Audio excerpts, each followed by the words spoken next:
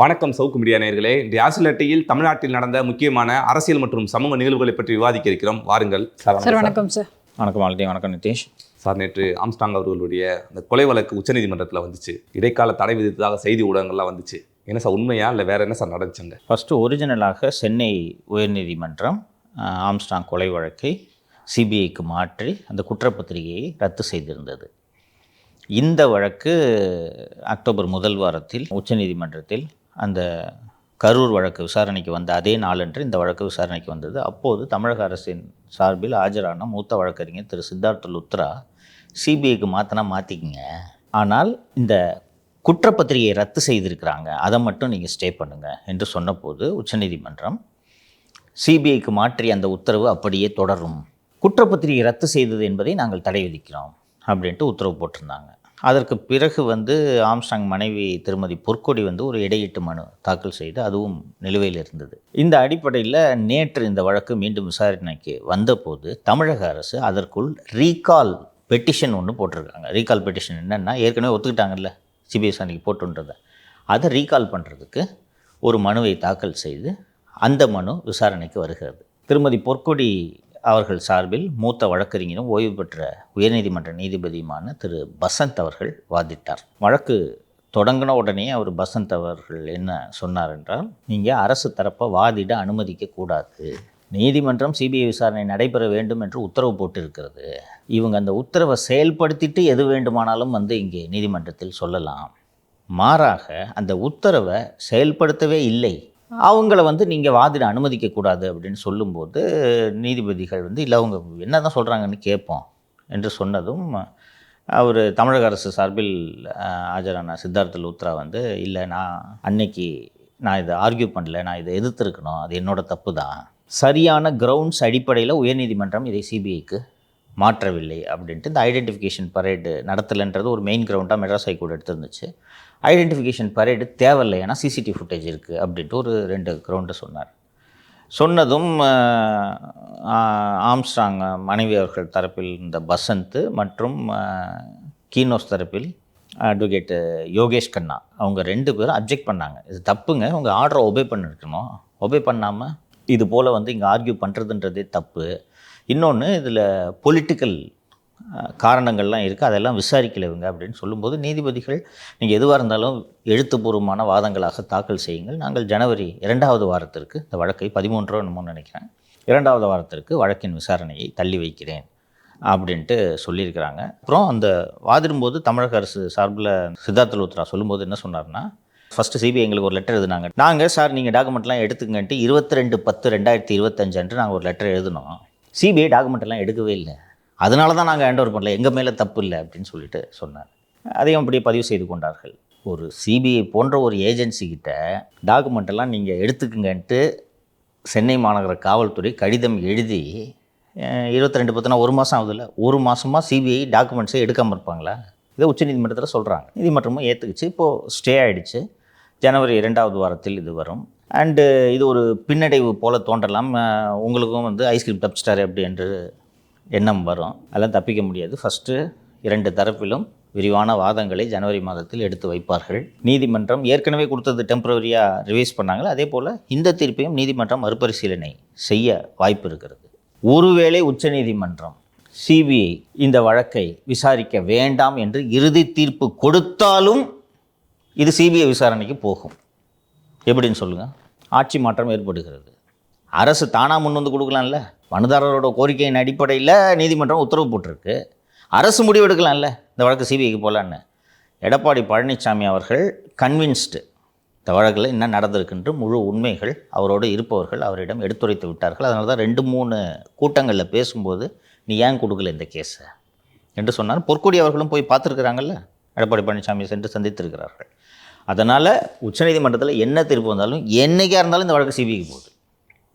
திருப்பி திமுக ஆட்சி வரப்போகிறது இல்லை. ஆட்சி மாற்றம் ஏற்பட்டால் நிச்சயமாக இந்த வழக்கு சிபிஐக்கு போகும். அப்படி இல்லை என்றால் உருப்படியான காவல்துறை அதிகாரிகளை வச்சு இங்கே ஒரு சிறப்பு புலனாய்வு குழு அமைத்து, அதுவும் அந்த சிறப்பு புலனாய்வு குழுவுக்கு தினகரன் ஐபிஎஸ்ஸை தலைவராக போட்டாங்கன்னா, தினகரன் ஐபிஎஸ்னு ஒருத்தர் இருக்கார், ஐஸ்கிரீமால் பழிவாங்கப்பட்டவர், அவர் அதுக்கு தலைமை அதிகாரியாக போட்டு நீ விசாரின்னு சொன்னால் சிபிஐ விட சிறப்பாக செய்வார். இதெல்லாம் நடக்க தான் போகுது. ஓடம் ஒரு நாள் வண்டியில் ஏறும், வண்டி ஒரு நாள் ஓடத்தில் ஏறும். இயற்கை விதி. அதனால் அது நிச்சயமாக நடைபெறும். யாரும் இந்த வழக்கிலிருந்து தப்பிக்க முடியாது. பொற்கொடி விட்டுருவாங்களா மாலதி சொல்லுங்கள்? வழக்கு வந்து சிபிஐ விசாரிக்கணுன்றதுக்காக தான் அவங்க அரசியலுக்கே வர்றாங்க. அதுக்காக தான் பாத்திர வியாபாரிக்கு அந்த பதவியை கொடுத்தாங்க. அது நடக்கலைன்னு சொன்ன உடனே அதுக்காக தான் அவங்க அரசியலுக்கு வர்றாங்க. புதிய கட்சியை உருவாக்குறாங்க. இல்லை என்ன நடந்துச்சு, யார் காரணன்றதை கண்டுபிடிக்கணும் அப்படின்றதுக்காக தான் இவ்வளோ நாள் போராடிட்டு இருக்காங்க. விட்டுருவாங்களா அவங்க? அதனால் அதெல்லாம் ஓயப்போகுது. இதோடு சேர்த்து கூடுதலாக ஒரு தகவலை சொல்லிவிடுகிறேன். அந்த நிகழ்ச்சி நம்ம சவுக்கு மீடியாவில் பேசுகிற இந்த நிகழ்ச்சிக்கெல்லாம் வழக்கு போடும்போது எல்லா வழக்குலையும் மாலதியை கூட சேர்த்துக்கிறாங்க. பார்த்துருப்பீங்க நீங்கள். அது என்னென்னா அச்சத்தை ஏற்படுத்துறது. ஃபஸ்ட் நாள் எனக்கு சம்மன் கொடுத்தாங்க, நான் போய் ஐஸ்கிரீம் எல்லாரையும் போய் எப்படி கழுவி ஊற்றுனேன்றதை பார்த்துருப்பீங்க நீங்கள்.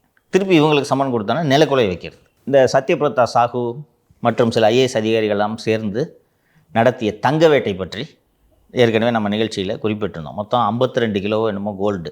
இவனுங்களும் ஃப்ராடு பசங்க தான். நான் சொன்னேன் அந்த நிகழ்ச்சியில் ஏற்கனவே. இந்த விக்ரம், யோகேஷ் கோத்தாரி என்ற 2 பேர் 52 கிலோ வாங்கிட்டு ஐஏஎஸ் அதிகாரிகிட்டே ஆட்டை போடலான்னு அவங்க ட்ரை பண்ணியிருக்காங்க.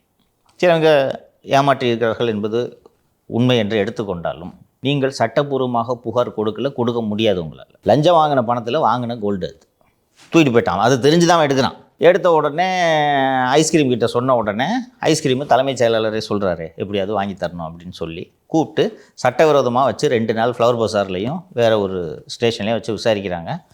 அதற்குள்ளே அங்கே அந்த ஸ்டேஷனுக்கு வழக்கறிஞர்கள் சென்று அதுக்கப்புறம் நாமளும் நம்ம சேனலில் பேசணுன்னு விட்டுட்டு என்ன பண்ணியிருக்காங்க, விக்ரம்னு ஒரு ஜுவல்லரு, யோகேஷ் கோத்தாரின்ட்டு இன்னொரு ஜுவல்லரு, இவங்க 2 பேரோட மனைவி அரெஸ்ட் பண்ணிடுறாங்க. என்ன கேஸ் தெரியுமா?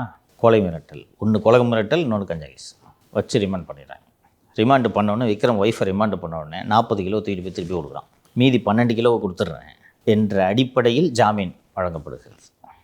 இந்த யோகேஷ் கோத்தாரியோட ஒய்ஃபு இது வரைக்கும் வெளியிலே வரல, இன்னும் ஜெயிலில் இருக்காங்க. என்னென்னலாம் நாட்டில் நடக்குது, என்னென்னலாம் இவங்களால செய்ய முடியுது தெரியுதா? ஃபுட் ஆர்டர் பண்ணால் வர்றாங்களே இந்த பசங்க ஜொமேட்டோ டெலிவரிக்கு, பார்த்தா எப்படி இருக்குது தெரியுதா? வெயிலையும் மழையிலையும் நனைஞ்சிக்கிட்டே வருவாங்க மழை பெஞ்சிச்சுன்னா. அன்றாட உணவுக்கு கஷ்டப்பட்டுக்கிட்டு வயிற்று பொழப்புக்காக இவ்வளோ வேலை செய்கிறான். 4-5 ஐஏஎஸ் அதிகாரிகள் சேர்ந்து லஞ்சம் வாங்கி அதை கோல்டாக பதுக்குறாங்க.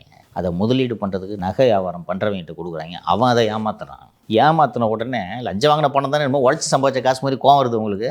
அவன் ஏமாற்றிட்டு போய்ட்றான். அதை ரெக்கவரி பண்ணுறதுக்கு நீங்கள் காவல்துறையை பயன்படுத்தி ஏமாற்றியவர்களுடைய மனைவி மீது நீங்கள் பொய் வழக்கு போட்டு சிறைக்கு அனுப்புகிறீர்கள். பொதுவாக எப்பயும் வந்துட்டு மெத்து கேஸ் தான் சாப்பிடுவோம். இது இந்த கொலை மிரட்டல்னு சொன்னால் போன உடனே நினச்ச நேரத்தில் ஜாமீனில் விடலாம். மெத்து கேஸ் போட்டால் நீ நினச்சாலஞ்சு கோர்ட்டு ஜாமீனில் விடாதே. ஸோ என்னென்ன நடக்கிறது பாருங்கள். சம்மந்தப்பட்டவங்க முதல்ல போய் ஒரு வழக்கறிஞர்கிட்ட உதவி கேட்டிருக்காங்க. அப்போ தான் அந்த வழக்கறிஞர் நம்மகிட்ட பேசி இந்த மாதிரி வந்திருக்கிறாங்க உதவிக்கு, நீங்கள் கவலைப்படாதீங்க பார்த்துக்கலாம் உங்களுக்கு தகவல் சொல்கிறேன்ட்டு. அப்புறம் ஐஸ்கிரீம் கூப்பிட்டு மிரட்டில் விட்டுட்டு போயிட்டாங்க. அவங்களும் தூக்கி ரிமாண்ட் பண்ணிட்டாங்க. நீ என்ன பண்ணுவ சொல்லு. தூக்கி ரிமாண்ட் பண்ணிட்டாங்க. ஒய்ஃப் உள்ளே இருக்குது. இவனை விட்டுட்டு ஒய்ஃபை மட்டும் தூக்கி ரிமாண்ட் பண்ண உடனே கோல்டை கொண்டு கொடுக்குறான். மீதி 12 கிலோ கொடுத்துறேன்ட்டு இருக்காங்க. இந்த யோகேஷ் கோத்தாரியோட மனைவி இன்னும் சிறையில் இருக்கிறார்கள். என்னென்னலாம் அவர்களால் செய்ய முடிகிறது பாருங்கள். இப்படி ஒரு ஐஸ்கிரீம் போன்ற ஒரு அதிகாரியை இந்த பதவியில் எதுக்காக இந்த அதிகாரிகள் வச்சுருக்கிறாங்கன்றது தெரியுதா? இப்படி நினச்சதெல்லாம் பண்ண முடியுதா? இதுக்கும் ரவுடி பண்ணுறதுக்கும் என்ன வித்தியாசம்? ரவுடி கத்தி காட்டி மிரட்டுறதுக்கும் நீ அஃபேரை போட்டு மிரட்டுறதுக்கும் என்ன வித்தியாசம்? இப்படி நடந்து கொண்டு இருக்கிறது. இது நம்ம நிகழ்ச்சியில் சொல்கிறோம், இந்த தரவுகளை எல்லாம் எடுத்து சொல்கிறோம். இது இந்த முதல்வருக்கு தெரியாது. அவர் தான் ஷூட்டிங்கில் பிஸியாக இருக்கார். கட்சிக்காரன்ட்ட ஃபோன் பண்ணி செல்ஃபி எடுத்துக்கணுமா, வாங்க அறிவாலயத்துக்கு வாங்க பேசிட்டு இருக்கார். பார்த்தியா நேற்று ஒரு வீடியோ வந்துச்சு பார்த்தியா? அவர் வேறு அழுகிறார் சார். அதனால தான்ப்பா இந்த ஆட்சி ஒழியணும்னு சொல்லிக்கிட்டு இருக்கேன். இல்லை சார், எஃப்ஐஆர் கூட போடாமல் ஒருத்தரை கூட்டு போய் விசாரிக்கிறாங்கன்னா அப்போ அது கடத்தல் வழக்கு தானே சார்? அவங்க கடத்தல் தான். அதுக்கு தான் அதை பண்ண முடியல, இவங்களால் கண்டினியூ பண்ண முடியல. அதை புரியுதா? எஃப்ஐஆர் போடாமல் தூக்கிட்டு போய் ஃப்ளவர் பஸார் ஸ்டேஷனில் வச்சோடனே தகவல் நமக்கு கசிஞ்சு நான் செய்தி வெளியிடுறேன். இதை தெரிஞ்சு இன்னொரு வழக்கறிஞர் ஜூனியர் அனுப்பி இந்த ஸ்டேஷனில் யாரை வச்சுருக்கிறீங்களாமேன்ட்டு அவர் ஆள் அனுப்புகிறாரு. அங்கேருந்து இன்னொரு ஸ்டேஷனுக்கு தூக்கிட்டு போகிறாங்க. 24 ஹவர்ஸ்க்கு மேலே நீ ப்ரொடியூஸ் பண்ணி ஆகணும். எவ்வளோ நாள் வைப்ப? இங்கேருந்து இன்னொரு ஸ்டேஷன் கூப்பிட்டு போகிறாங்க. அப்போ தான் கரெக்டாக நம்ம போய் அப்பியர் ஆகிறோம் 7 ஹில்ஸில். அந்த சமயத்தில் இது நடக்குது. அங்கேருந்து இன்னொரு இடத்துக்கு போகிறாங்க. இதுக்கு மேலே இது சுத்தப்படாதுன்னு சொன்ன உடனே ஐஸ்கிரீம் கொடுக்குற ஐடியா தான் அது தூக்கு. சார், திருமாவளவன் அவர்கள் ஸ்பெஷல் இன்டென்சிவ் ரிவிஷன் அப்படின்ற பேரில் தலித்துகளும் சிறுபான்மையினர் குறிவைக்கப்படுறாங்க, அவங்கள குறிப்பிட்டு நீக்கப்படுறாங்க அப்படின்னு சொல்லிட்டு ஒரு குற்றச்சாட்டு முன் வச்சிருக்காரு. ஒரு மக்களவை உறுப்பினர், ஒரு கட்சியின் தலைவர் எந்த அடிப்படையில் இந்த குற்றச்சாட்டுகளை சுமத்துகிறார் என்பது எனக்கு தெரியவில்லை. நான் மீண்டும் மீண்டும் காங்கிரஸ் கட்சியும் சரி, திமுகவும் சரி, தாவேகாவும் சரி, இந்த வாக்காளர் திருத்தம் தொடர்பான வாக்குகளை பறிக்க பார்க்கிறார்கள்ன்றதை மீண்டும் மீண்டும் எழுப்பும்போது என்னோட புரிதலில் எதுவும் தவறு இருக்குன்ட்டு உள்ளபடி எனக்கு சந்தேகம் வந்தது. எனக்கு தெரிஞ்சவங்ககிட்ட எல்லாம் கேட்குறேன் நான். சரி, இவ்வளோ பெரிய கட்சி காங்கிரஸ், பீகாரில் தோத்ததுக்கு வாக்காளர் பட்டியல் திருத்தம் தான் காரணம்னு சொல்கிறாங்க. திமுக இதை தூக்கிட்டு இப்படி சுற்றிட்டு இருக்கு. தாவேகளை கற்றறிந்த மேதைகள் எல்லாமே இருக்கிறார்கள் அவருக்கு ஆலோசனை சொல்ல. மக்கள் பிரச்சனையெல்லாம் விட்டுட்டு இந்த பிரச்சனையை எடுத்துகிட்டு போய் அவங்க ஆர்ப்பாட்டம் நடத்துகிறாங்க, போராட்டம் நடத்துகிறாங்க, அவர் வீடியோ போடுறாரு.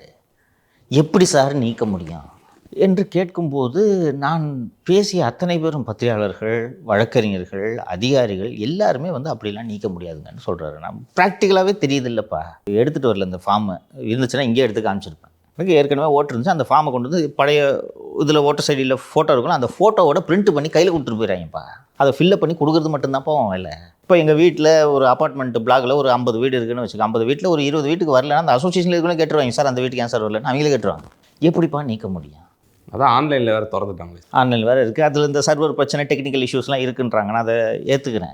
எப்படி நீக்க முடியும்? தலித்துகள் வாக்கையும் சிறுபான்மையினர் வாக்கையும் குறி வச்சு எப்படி நீக்க முடியும்? பீகாரில் அதிகமான வாக்காளர்களை நீக்கிய தொகுதிகளில் பிஜேபியும் ஜெயித்திருக்கிறது, காங்கிரஸ் ஆர்ஜேடியும் ஜெயித்திருக்கிறது. குறைந்த வாக்காளர்களை நீக்கிய வெறும் 1000 பேரை நீக்கின தொகுதிகளில் பிஜேபியும் ஜெயித்திருக்கிறது, காங்கிரஸும் ஜெயித்திருக்கிறது. நான் இந்த குற்றச்சாட்டுகளில் உண்மை இருக்கலாம், நான் மறுக்கவில்லை. நிரூபணம் செய்யணுமா வேணாமா? பொத்தாம் பொதுவாக சிறுபான்மையினர் வாக்குகளையும் தலித் வாக்குகளையும் குறிவைக்கிறாங்கன்ட்டு எப்படி சொல்கிறாங்க?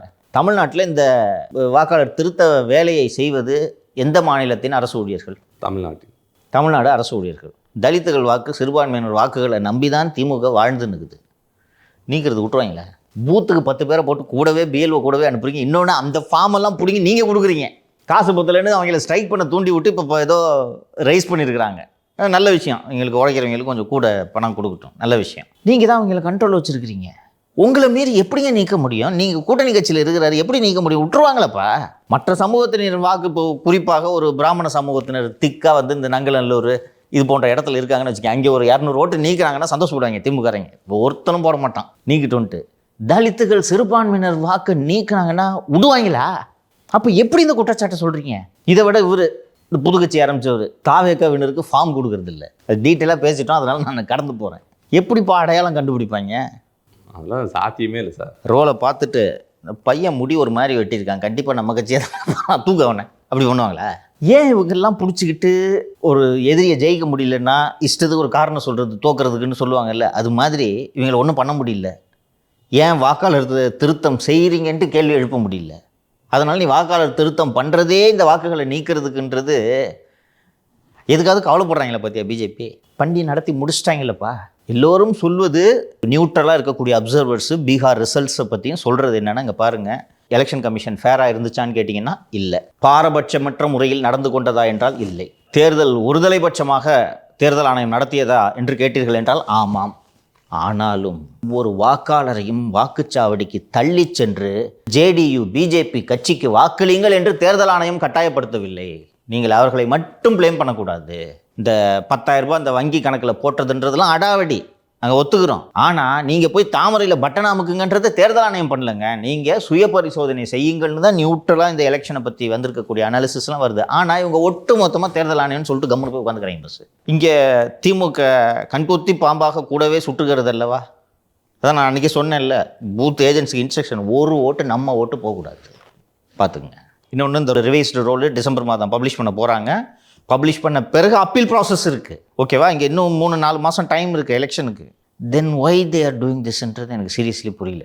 இல்லை சார், இப்போ திருமாவளவன் அவர்கள் சொல்கிறாரு சிறுபான்மையினர் வாக்கு மட்டும் குறிப்பிட்டு நீக்கப்படுறாங்க, அந்த தாவேக தொண்டர்களுக்கு படிவமே வழங்கப்படுறதில்ல அப்படின்னு சொல்லி சொன்னாலும் அந்த மாதிரி குற்றச்சாட்டுகளை ஏற்றுக்க முடியாது சார். ஆனால் அந்த படிவங்களை நிரப்புறதுல வேணா சிக்கல்கள் இருக்குது அப்படின்றத நம்ம இது ஒத்துக்கிட்டு தான் ஆகணும். இதை சரி பண்ணணும். ஆப் கிராஷ் ஆகுதுன்றாங்க, சர்வர் வேலை செய்யலைன்றாங்க, எரர் காட்டுதுன்றாங்க, ஸ்பெல்லிங் மேட்ச் ஆகலைன்றாங்க. இதெல்லாம் ஏற்றுக்கொள்ளக்கூடிய குற்றச்சாட்டுகள். இல்லை சார், இன்னொன்று கிராமங்களில் இந்த படிக்காதவங்க இருப்பாங்க, அவங்களால நிரப்ப முடியாது. அதுக்கு தான் உங்களோட ஏஜென்சி இருக்குங்க. அப்ரூவ்டு பிஎல்ஏன்னு அப்ரூவ்டு ஏஜென்ட்ஸ் இருக்காங்களா, பூத் லெவல் ஏஜென்ட்ஸ்னு முந்தா நாளோ என்னமோ ஸ்டாட்டிஸ்டிக்ஸ் வெளியிட்டாங்க. மொத்தம் எத்தனை பிஎல்ஓஸ் எவ்வளோ பிஎல்ஏஸ் அப்படின்ற ஸ்டாட்டிஸ்டிக்ஸை தேர்தல் ஆணையம் வெளியிட்டிருக்கிறது. உங்களோட அப்ரூவ்டு ஏஜென்ட்ஸ் இருக்காங்களா, தேர்தல் ஆணையத்தில் பதிவு செய்த ஏஜென்ட்டுகள் இருக்கிறார்கள் அல்லவா, அவங்களும் இந்த பிஎல்ஓஸும் கோஆர்டினேட் பண்ணி தான் வேலையே நடக்குது. இன்னொன்று, தேர்தல் ஆணையம் அடிஷனலாக ஒரு சலுகை என்ன கொடுத்துருக்காங்கன்னா, பூத் லெவல் ஏஜென்ட்டு ஒரு நாளைக்கு 50 ஃபார்ம் சப்மிட் பண்ணலாம். தெரியுமா? இந்த ஏரியாவில் இருக்கிறேன்னு வச்சுக்க, உனக்கு தெரிஞ்சவங்களோட ஃபார்ம் எல்லாம் வாங்கிட்டு போய் நீ சப்மிட் பண்ணலாம். இன்னும் என்னப்பா பண்ணணும்? எரர் இருக்குது, இதை சரி பண்ணணும், இதை செழுமைப்படுத்தணும், இந்த குறைகளை நீக்கணும்னு சொல்லுங்க, ஏற்றுக்கொள்ளக்கூடியது. பண்ணுறதே பாய் ஓட்டை நீக்கிறதுக்குன்னா எப்படி பண்ண முடியுன்றது தான் எனக்கு புரியல. சிறுபான்மையினர் ஓட்டை பறிக்கிறாங்க, தலித் ஓட்டை பறிக்கிறாங்கன்றீங்க, இது எப்படி பண்ண முடியும்னு நீங்கள் சொல்லுங்கள். யாருக்கும் நாங்கள் சொல்ல மாட்டோம், நாங்கள் ரகசியமாக எங்களுக்கு பிடிச்ச ஆளுங்களை பேரெல்லாம் நாங்கள் நீக்கிறோன்னு தேர்தல் ஆணையம் சொன்னால் இந்த விமர்சனத்தை நானும் உங்களோட சேர்ந்து வைக்கிறேன். It is transparent. இன்னொன்று சார், இங்கே பிஜேபி ஆட்சியில் இருந்தால் கூட சொல்லலாம் அப்படி. ஸோ உங்கள் பர்த்டேவை இல்லை சிறப்பாக கொண்டாடிட்டீங்க, இப்போ ஆசிரமத்துக்குலாம் போயிட்டு வந்தீங்க. உதயநிதி அவர்களோட பர்த்டே வருது, என்ன சார் ஏற்பாடுகள் இருக்குது திமுக சார்பில்? அந்த ஏற்பாடுகளை செய்வது உதயநிதியின் நண்பர்களோ இளைஞரணியை சேர்ந்தவர்களோ அல்ல, திமுகவின் தலைவரே செய்கிறார். மாவட்ட செயலர்கள்லாம் அழைத்து இந்த வாட்டி தம்பி பிறந்த நாளில் சிறப்பாக பண்ணணும், புரியுதுங்களா? ஒவ்வொரு மாவட்டத்துலேயும் கொண்டாடணுமா. ஸோ இது அந்த உடன்பிறப்பே வா நிகழ்ச்சியா? அந்த நிகழ்ச்சியில் வர்றவங்ககிட்டலாம் சொல்கிறாரு. அப்புறம் இதெல்லாம் குறையெல்லாம் சொல்லி முடிச்சோம், குறையெல்லாம் சும்மா நோயின்னு சொல்லிட்டு பிறந்த நாளுக்கு என்ன பண்ண போகிறேன் இவரே சொல்கிறார். பல முறை நிகழ்ச்சியில் சொல்லியிருக்கேன், இவர் ஒரு நல்ல குடும்பத் தலைவர், கட்சி தலைவரோ நாட்டின் தலைவரோ அல்லன்னு சொல்லியிருக்கேன் நான். அவருக்கு இதுதான் பெருசாக இருக்குது. தமிழ்நாடு முழுக்க திமுகவின் அனைத்து மாவட்டங்களிலும் உதயநிதியின் பிறந்தநாள் இந்த ஆண்டு இதுவரை இல்லாத அளவுக்கு சிறப்பாக கொண்டாட வேண்டும். கட்சியே நிகழ்ச்சியை, கட்சினா திமுக பேரண்ட் பாடி, அவர் இளைஞரணி சேர்ந்தவர், அவங்க கொண்டாடுறாங்கன்னா அவங்க லீடர் கொண்டாடுறாங்கன்றது இட் இஸ் அண்டர்ஸ்டாண்டபிள். பட் கட்சியே கொண்டாடணுமா? இவரே ஃபோன் பண்ணி பர்சனலாக சொல்கிறாரு. குடும்ப கட்சி தானே உங்கள் கட்சியே, பண்ணுறது தெரியாத மாதிரி பண்ணணுங்க. ஒரு கட்சி லீடரு, ஒரு சீஃப் மினிஸ்டர் வேறு இருக்கிறீங்க நீங்கள். இப்போ ஃபோன் பண்ணி தம்பி பிறந்த நாளுக்கு என்ன ஏற்பாடு பண்ணியிருக்கீங்க, இப்படியே கட்டிகிட்டு இருப்பீங்க. இதனால தான் அதிகாரி இந்த ஆட்டம் போட்டுக்கிட்டு இருக்காங்க. சார், நம்ம முன்னாடியே ஒரு செய்தி பார்த்தோம். அதாவது இந்த தேர்தலில் மு.க. ஸ்டாலின் அவர்களை தான் திமுகவின் முகமாக கொண்டு போய் பிரச்சாரம் பண்ணுறதா இருக்குது. உதயநிதி அவர்களோட முகத்தை நம்ம கொண்டு போனோம்னா அது எடுபடாது, அது வந்து தோல்விக்கு வழிவகுக்கும் அப்படின்னு சொல்லிட்டு பேனா நிறுவனம் சொன்னதாக நம்ம செய்தியில் பார்த்தோம். கரெக்ட். ஆனால் அவங்க இப்போ வந்துட்டு உதயநிதி அவர்களை முன்னிறுத்தினாங்கன்னா அது என்ன சார், எடுபடுமா? பிறந்த நாளை சிறப்பாக கொண்டாடணும். தேர்தலின் முகம் மு.க. ஸ்டாலின் தான், அதில் ஒன்றும் சேஞ்ச் இல்லை. அந்த முகமாக இருக்கக்கூடிய மு.க. ஸ்டாலின் தானே இந்த கோரிக்கையெல்லாம் வைக்கிறாரு. ஒரு அப்பாவா அவர் என்ன நினைக்கிறாருன்னா, கட்சிக்காரங்க மத்தியில் உதயநிதியை பாப்புலரைஸ் பண்ணணும்னு நினைக்கிறாரு. இப்போ நார்மலான கட்சிக்காரங்கன்னா போய் ஒரு வாய்ப்பு கிடைச்ச உடனே, இப்போ ஒரு ஸ்ரீகாந்தி ராமதாஸை எடுத்துக்கங்க, ஐயா கூப்பிட்டு ஒரு பதவி கொடுக்குறாரு. கொடுத்த உடனே பார்த்தீங்கன்னா ஸ்ரீகாந்தி ரெகுலராக கட்சி நிகழ்ச்சியில் கலந்துக்கிட்டு இருக்காங்களா, அறிவிப்புகள் வந்துகிட்டு இருக்கா, இங்கே போகிறாங்க அங்கே போகிறாங்க, இந்த கூட்டம் நடத்துகிறாங்கன்னு ஏதாவது ஒரு அறிவிப்பு வந்துகிட்டு இருக்கு. அன்புமணி அவர்களே சொல்லவே வேண்டாம். உங்கள் பையன் ஏதாவது அந்த மாதிரி ஒரு நிகழ்ச்சியில் கலந்துக்கிறாரா? திருநெல்வேலியில் கூட்டம்னா என்ன பண்ணுறாரு, மதுரையிலையோ தூத்துக்குடியிலையோ போய் ஃப்ளைட்டில் இறங்குறாரு. அங்கேருந்து நேராக காரில் ஏறி தங்குற இந்த நட்சத்திர விடுதிக்கு போகிறாரு. 5 விசிட்டருக்கு மேலே பார்க்க மாட்டேன்றாரு. நம்ம ஆஃபீஸில் நம்மளை பார்க்குறதுக்கு எவ்வளோ விசிட்டர் வராங்க. அப்போ திமுக மாதிரி ஒரு கட்சியில் எவ்வளோ கூட ஒரு அண்ணன் ஒரு ஃபோட்டோ எடுத்துக்கணும், அண்ணன் ஒரு சால்வை போட்டுருந்தேன். 5 பேருக்கு மேலே பார்க்க முடியாது. கட்சி நிகழ்ச்சி எப்போ தொடங்குதோ நிகழ்ச்சி தொடங்குறதுக்கு 10 நிமிஷம் முன்னாடி போய் உட்காந்து அப்படியே இறங்கி ஓடுறது. வண்டி உள்ள ஆகாஷ் பாஸ்கரன் எல்லாம் உட்காந்துருப்பாங்க. தம்பி ரத்தீஷை விட்டுட்டேன். இந்த இடையில தான் வந்துட்டு உதயநிதி அவர்களோட டிரைவரோட அப்பா இறந்துட்டாருன்னு சொல்லிட்டு அங்கெல்லாம் போனார். அதெல்லாம் வந்துட்டு செய்தி ஊடகங்களில் பேசப்பட்டுச்சு. ஆகா, இப்படி ஒரு துணை முதல்வர் இருப்பாரா, அந்த நிகழ்ச்சிக்கெல்லாம் போகிறாரு அப்படின்லாம் பேசப்பட்டுச்சு சார். கட்சிக்காரங்களோட இவர் எப்படி பழகிறாருன்றதை பொறுத்து தான்ப்பா கட்சி உங்களை அங்கீகரிக்கும், உள்வாங்கும். தலைவர் புள்ளன்றதுனால உங்களுக்கு ஒரு அங்கீகாரம் இருக்குதே ஒழிய, கட்சிக்காரங்க உங்களை ஏற்றுக்கிட்டாங்களான்னா இல்லைன்றது அவங்க அப்பாவுக்கு தெரியும். அதனால் ஏற்றுக்க வைக்கிறதுக்காக தான் தன்னெழுச்சியாக கட்சியே கொண்டாடுதான். இவங்க அப்பா உயிரோட போய் இவர் பண்ணார்ல ஏற்பாடு, தனியாக பொன்முடி மாசுக்கிட்ட எல்லாம் சொல்லி பிரமாதமாக இருக்கணும் ஏற்பாடுகள்லாம். அதுபோல் பையனுக்கு அரசியல் இதெல்லாம் பண்ணணும்னு தெரியல, அதனால் இவரே சொல்கிறாரு. அப்புறம் என்ன ஏற்பாடு பண்ணியிருக்கீங்க 27க்கு, நவம்பர் 27க்கு அப்படின்னு இவரே கேட்டு தூண்டி விடுகிறார். ஸோ தலைவர் சொல்லிட்டாரு, சிறப்பாக கொண்டாடினா தான் சீட்டு தருவாங்கன்னு. ஒன்றும் இல்லை, நான் இன்றைக்கி சொல்கிறேன், 27 முரசொலி 100 பக்கம் இருக்கும். நவம்பர் 27 வெளிவரக்கூடிய முரசொலி நாளேடு 100 பக்கம் இருக்கும். போட்டுக்கிட்டு விளம்பரம் கொடுப்பாங்க. ராஜேந்திர சோழன், ராஜராஜ சோழன், உமாயூன், கபீர்ன்ட்டு என்னான வருதுன்னு நீ பாருங்க, அன்றைக்கி தான் தெரியும். அதனால் திமுகவின் 30 விழாவை விட சிறப்பாக கொண்டாட வேணும். என்னென்னா அதில் வந்து அன்றைக்கி இந்த கொத்தடிமைகளுக்குள்ளே போட்டி இருக்கும். 27ஆம் தேதி யார் சிறந்த கொத்தடிமை அப்படின்ட்டு மன்னரோட பார்வை நம்ம மேலே படணுன்றதுக்காக டிசைனாக கொடுப்பாங்க. கரூர்காரர் தான் இல்லை ஜெயிப்பாருன்னு நினைக்கிறேன், பார்ப்போம். இப்போ நேரு அவர் காலில் வந்து ஆசீர்வாதம் வாங்கிட்டு வந்துடுவார்.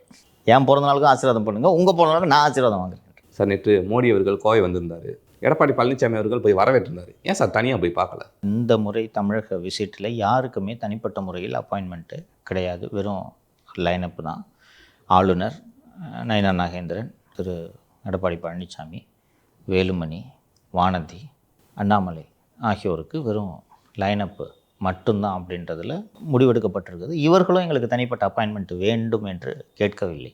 பார்க்கணும் பேசணும் அப்படின்னா தான் கிளம்பி டெல்லிக்கு போய் கார்கரெல்லாம் மாற்றி உள்துறை அமைச்சர்கிட்ட போய் இவங்க எல்லாம் தூக்கி உள்ள வைங்கன்னு லிஸ்ட்டு கொடுத்துட்டு வந்துடுறாங்களே. பிறகு தனியாக பார்ப்பதற்கு என்ன இருக்கிறது? அதே நேரம் அந்த லைனப்பில் ஓபிஎஸ் இல்லைன்றதை நம்ம கவனி. டிடிவியும் இல்லை, செங்கோட்டையனும் இல்லை. ஆனால் டிடிவி அமைதியாக இருக்கார் இல்லையா? இப்போது கொஞ்சம் இமேஜின், அந்த லைனப்பில் எடப்பாடியிலேருந்து ஒரு 4 பேர் தள்ளி ஓபிஎஸ் இருந்து ஒரு ரோசாப்பூவை கொடுத்து ஒரு ஃபோட்டோ வந்திருக்கு. இப்போ என்ன பேசிகிட்டு இருப்போம் நம்ம இங்கே உட்காந்து? ஓபிஎஸ் தான் என்ன பேசிகிட்டு இருப்பார்? அதான் என்டிஏ கூட்டணி பலம் பெறுகிறது. தர்மத்தின் வாழ்வு தன்னை சூதுக்கவும் கவும் கவும். ஆனால் தர்மம் தான் இறுதியில் வெல்லும். இன்னொன்று, கூட்டணி உறுதியாக இல்லைன்ட்டு நம்ம புரிஞ்சுக்கலாம் இல்லையா? ஓபிஎஸ்லாம் வருவார். பட் எடப்பாடி ஓபிஎஸ் 2 பேரையும் ஒன்றா பார்த்தா 2 பேரையும் சமமாக வச்சு பிஜேபி பார்க்குதுன்னு தானே நம்ம புரிஞ்சுக்க முடியும். அது இல்லைல்ல. ஸோ இந்த சைடும் கேட்கல, அவங்களும் தனியாக பார்க்கணுன்ட்டு எதுவும் சொல்லலை. அலையன்ஸ் அனௌன்ஸ்டு, பிரச்சாரம் நடந்துகிட்டு இருக்கு. அவர் தான் தமிழகத்தில் என்டிஏக்கு தலைவர்ன்றதை டிக்ளேர் பண்ணியாச்சு. How Nitish heads NDA in Bihar, EPS is going to head NDA in Tamil Nadu. இந்த அண்டர்ஸ்டாண்டிங் அவங்களுக்கும் கிளியராக இருக்குது.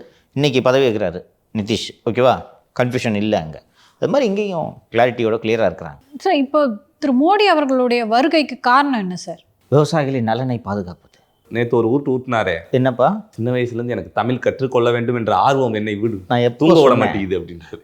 இது போல் தமிழார்வம் உள்ளவர்களை நீங்கள் பார்க்கவே முடியாது என்று சொன்னேன். ஞாபகம் இருக்குதா? சின்ன வயசுலனா எவ்வளோ சின்ன வயசில்? ஒரு 3 வயசு இருக்குமா? ஏற்கனவே ஒன்று சொல்லியிருக்காரு, ஞாபகம் இருக்கா? குளத்துக்கு விளையாட போனேன். அங்கே ஒரு முதல்ல விளையாண்டுட்டு இருந்துச்சு. தெரியாமல் கொண்டு போய் வீட்டுக்கு கொண்டு போயிட்டேன். இது ரயில்வே ஸ்டேஷனில் டிவி தகரை தான். என்ன, யாருக்கும் தெரியாது. உண்மையிலே டிவி வித்தாரா சார்? ஆர்டிஐலாம் போட்டு கேட்டாங்க. அது டேட்டாலாம் எடுத்து போட்டிருக்காங்க. மோடிக்கு இந்த வயசு இருக்கும்போது அந்த ஊரில் ரயில்வே ஸ்டேஷனே இல்லை. அதுக்கு பின்னாடி தான் வந்துச்சு. ரொம்ப டீப்பாக நோண்டாதப்பா, உடுப்பா. ஒரு உத்தேசமாக உருட்டுறாருன்னா கேட்டுக்கிட்டு போயிடணும். ஏன் அப்படி அவர் சொல்லணும் நான் டீ விற்றேன் அப்படிலாம் சொல்லும்போது சார், சி இவ்வளோதானா அப்படின்னு நினைக்க தானே சார் வாய்ப்பு இருக்குது. அப்போ என்ன சொல்ல முயற்சி பண்ணுறாங்க? நான் ஒரு ஏழ்மையானவன். அவங்க சொல்கிறதுல ஒரு லாஜிக் இருக்குது, ஒரு சைக்காலஜி இருக்குது. நீங்கள் அப்படி பார்க்காதீங்க. நான் செல்வ சீமான் வீட்டு பிள்ளை அல்ல. ராகுல் காந்தி போல் வெளிநாட்டில் படிக்கிற வசதி எனக்கு இல்லை. வெளிநாட்டு பாரம்பரியமும் எனக்கு கிடையாது. அவங்க பாட்டி பிரைம் மினிஸ்டரு, அவங்க அப்பா பிரைம் மினிஸ்டரு, தாத்தா பிரைம் மினிஸ்டரு.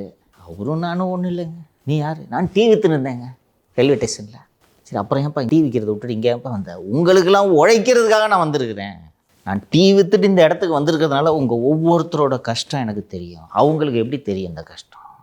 அந்த உருட்டு எடுபடுகிறதா? 12 வருஷமாக எடுபட்டுருக்குல்ல. இன்னும் அவரோட பாப்புலாரிட்டி குறையிலையே.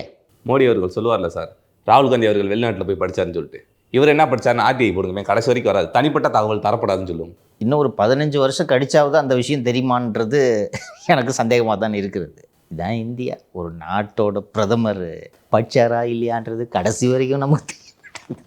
அது எடுபடுதா இல்லையா? காமன் மேன் ஐடென்டிஃபை பண்ணிக்கோம்ல. இன்னொன்று, அவருக்கு உள்ளேயும் ஒரு சீமான் இருக்கிறார். அவர் அறியாமல் கதையெல்லாம் சொல்கிறது அவருக்கு ரொம்ப பிடிக்கும். பாலக்கோட்டில் தாக்குதல் நடக்கிறது, அது தேர்தலை ஒட்டி, 19 தேர்தலை ஒட்டி. அப்போ தான் போய் பேட்டியெல்லாம் எடுக்கிறாங்க. அவர் அறியாமல் சொல்கிறாரு. கம்பேர் பண்ணிங்கன்னா அதிபர் மாதிரியே இருக்கும். கேட்டாங்க இராணுவ தளபதிகள்லாம், எப்போ சார் போய் நாங்கள் தாக்கட்டோம் அப்படின்ட்டு. மேகமாக இருக்குது, இப்போ தான் போனோம், ரேடாரில் தெரியாது, மறைஞ்சு போயிடலாம். எப்படி? இது மாதிரி பல கதைகள். உலகில் பிளாஸ்டிக் சர்ஜரியை முதலில் கண்டுபிடித்தவர் இந்தியர். எப்படி? யானையோட தலையை எடுத்து மனுஷருக்கு பொருத்திருக்கிறாங்க. அதுதான் விநாயகர். கும்பிட்டுக்குப்பா சொன்னாரா? அது ஒரு சயின்ஸ் கான்ஃபரன்ஸ், அது மெடிக்கல் கான்ஃபரன்ஸ். எடுபடுதா இல்லையா? அவ்வளோதான். ஜனங்க நம்புகிறாங்களா? ஜெயிக்கிறாரா? தேர் என்சி மேட்டர். பெரும்பான்மை மக்களின் வாக்குகளை அவர் பெறுகிறார். பெரும்பான்மை மக்களின் நம்பிக்கையை அவர் பெறுகிறார். உண்டா இல்லையா? இப்போ வரைக்கும் ஜெயிச்சுட்டு தான் இருக்காங்க. நிறைய பேர் அவர் இன்ஸ்பிரேஷனாகவே எடுத்துக்கிறாங்க. டீ கடை வச்சு இவ்வளோ பெரிய ஆளாக வந்துட்டாரு. அவ்வளோதான். எலெக்ஷனில் ஜெயிக்கிறதுக்கு உதவுதா? எங்கேயாவது திமுக தலைவரோ பொருளாளரோ தலைமை நிலைய செயலாளரோ பீகாரிகளை அடியுங்கள்னு என்னைக்காவது சொல்லியிருக்காங்களா தமிழ்நாட்டில்? எப்போயாவது இந்த அவங்க பானிபூரி விற்கிறவங்கன்றது லூஸ் ஸ்டாக் விடு, அது ஒரு இது அநாகரிகமானதுன்னு சொல்லலாம். பட் இந்த மாதிரி அவங்கள அடிங்க கிடிங்கன்னு என்னைக்காவது சொல்லியிருக்காங்களா? இல்லை அவங்க வர்றதே திருடுறதுக்கு இது மாதிரி ஏதாவது பேசியிருக்காங்களா? இல்லை. பேசினாரா? எடுபட்டுச்சா?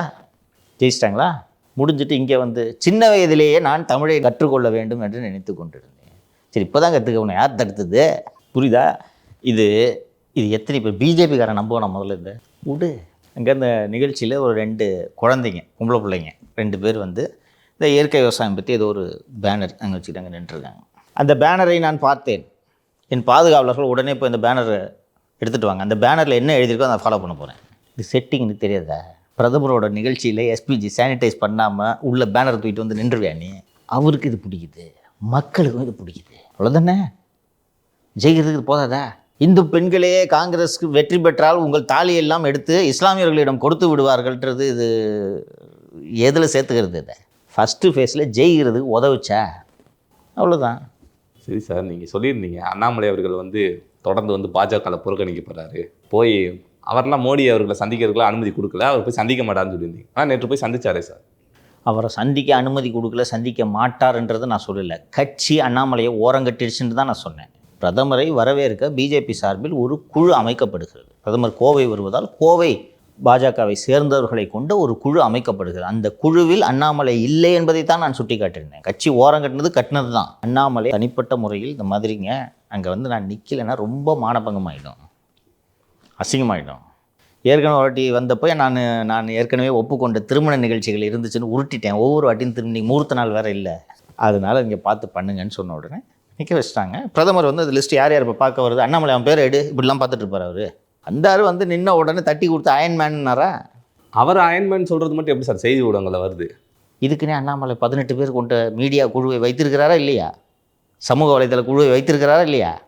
எடப்பாடி பழனிசாமி அவர்கள் போய் சந்திச்சது கூட அவ்வளோ பெருசாக பேசப்படல. அதுக்கு வச்சிருக்கிற டீமு விளங்காத டீம் தெரியுதா? அப்போ இதுலேருந்து நல்லா ரொம்ப சிம்பிளாக ஒரு பெரிய உண்மையை எளிமையாக உணர்த்தி விட்டாய். அவர் போய் பார்த்தாரு, ஒரு ரெப்ரசன்டேஷன் மெட்ரோ வரணும், மாம்பழ கூழுக்கு ஜிஎஸ்டியை குறைக்கணும், சம் டிமாண்ட்ஸ் ரெப்ரசன்டேஷன் கொடுத்துருக்காரு. அது பெரிய நியூஸாக வந்துச்சா, அயன்மேன் பெரிய நியூஸாக வந்துச்சா?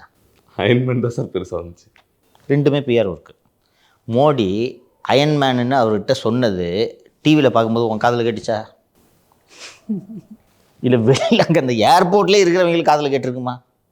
அப்போ இத்தனை கிலோமீட்டர் தள்ளி இருக்கிற நமக்கு தெரியுமா அது? எப்படி அயன்மேன் உடனடியாக நியூஸ் ஆகுது, மறுநாள் ரிப்போர்ட் ஆகுது, எல்லா சேனலும் எப்படி பிக்கப் பண்ணுது? சார் எனக்கு தெரியல. இதான் லாபிங்.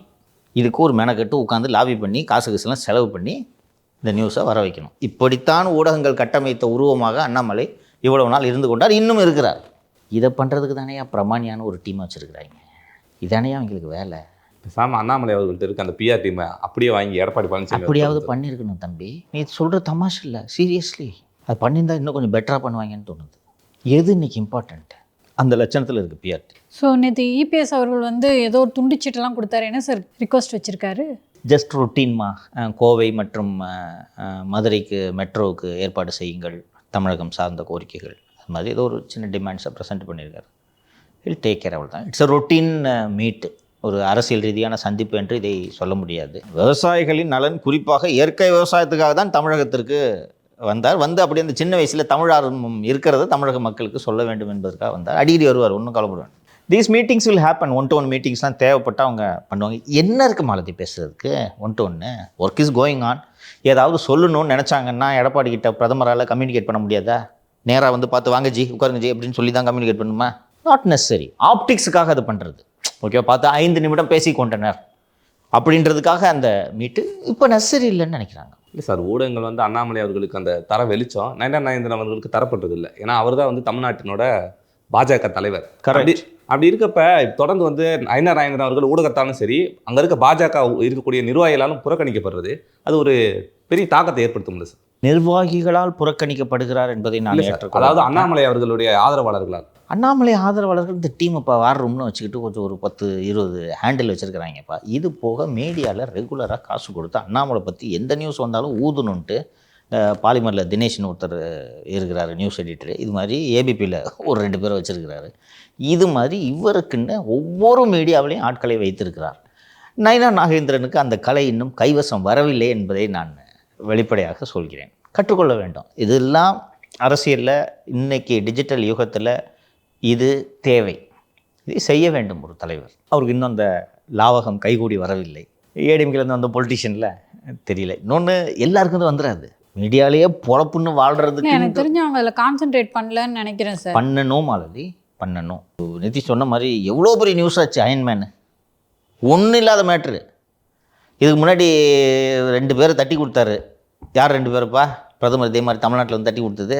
ஒன்று பன்னீர், இன்னொன்று சசிகலா. எங்கே இருக்காங்க 2 பேரும்? அதுதான் அயன்மேன். அந்த அயன்மேன் ஒரு கோவாவுக்கு போனது சோஷியல் மீடியாவில் தான் சுற்றிக்கிட்டு இருந்துச்சு. ஒரு பிரதமரோட கவனத்திற்கு இது போயிருக்கிறதுக்கு வாய்ப்பு இருக்கா? எல்லாத்தையும் நான் வாட்ச் பண்ணிகிட்ருக்கேன்றதை உணர்த்துறாரு. ஆனால் அவர் கலந்துக்கிட்ட அந்த நிகழ்ச்சிக்கு பரவாயில்ல அப்படின்லாம் சொல்லி பாராட்டினாரே சார்.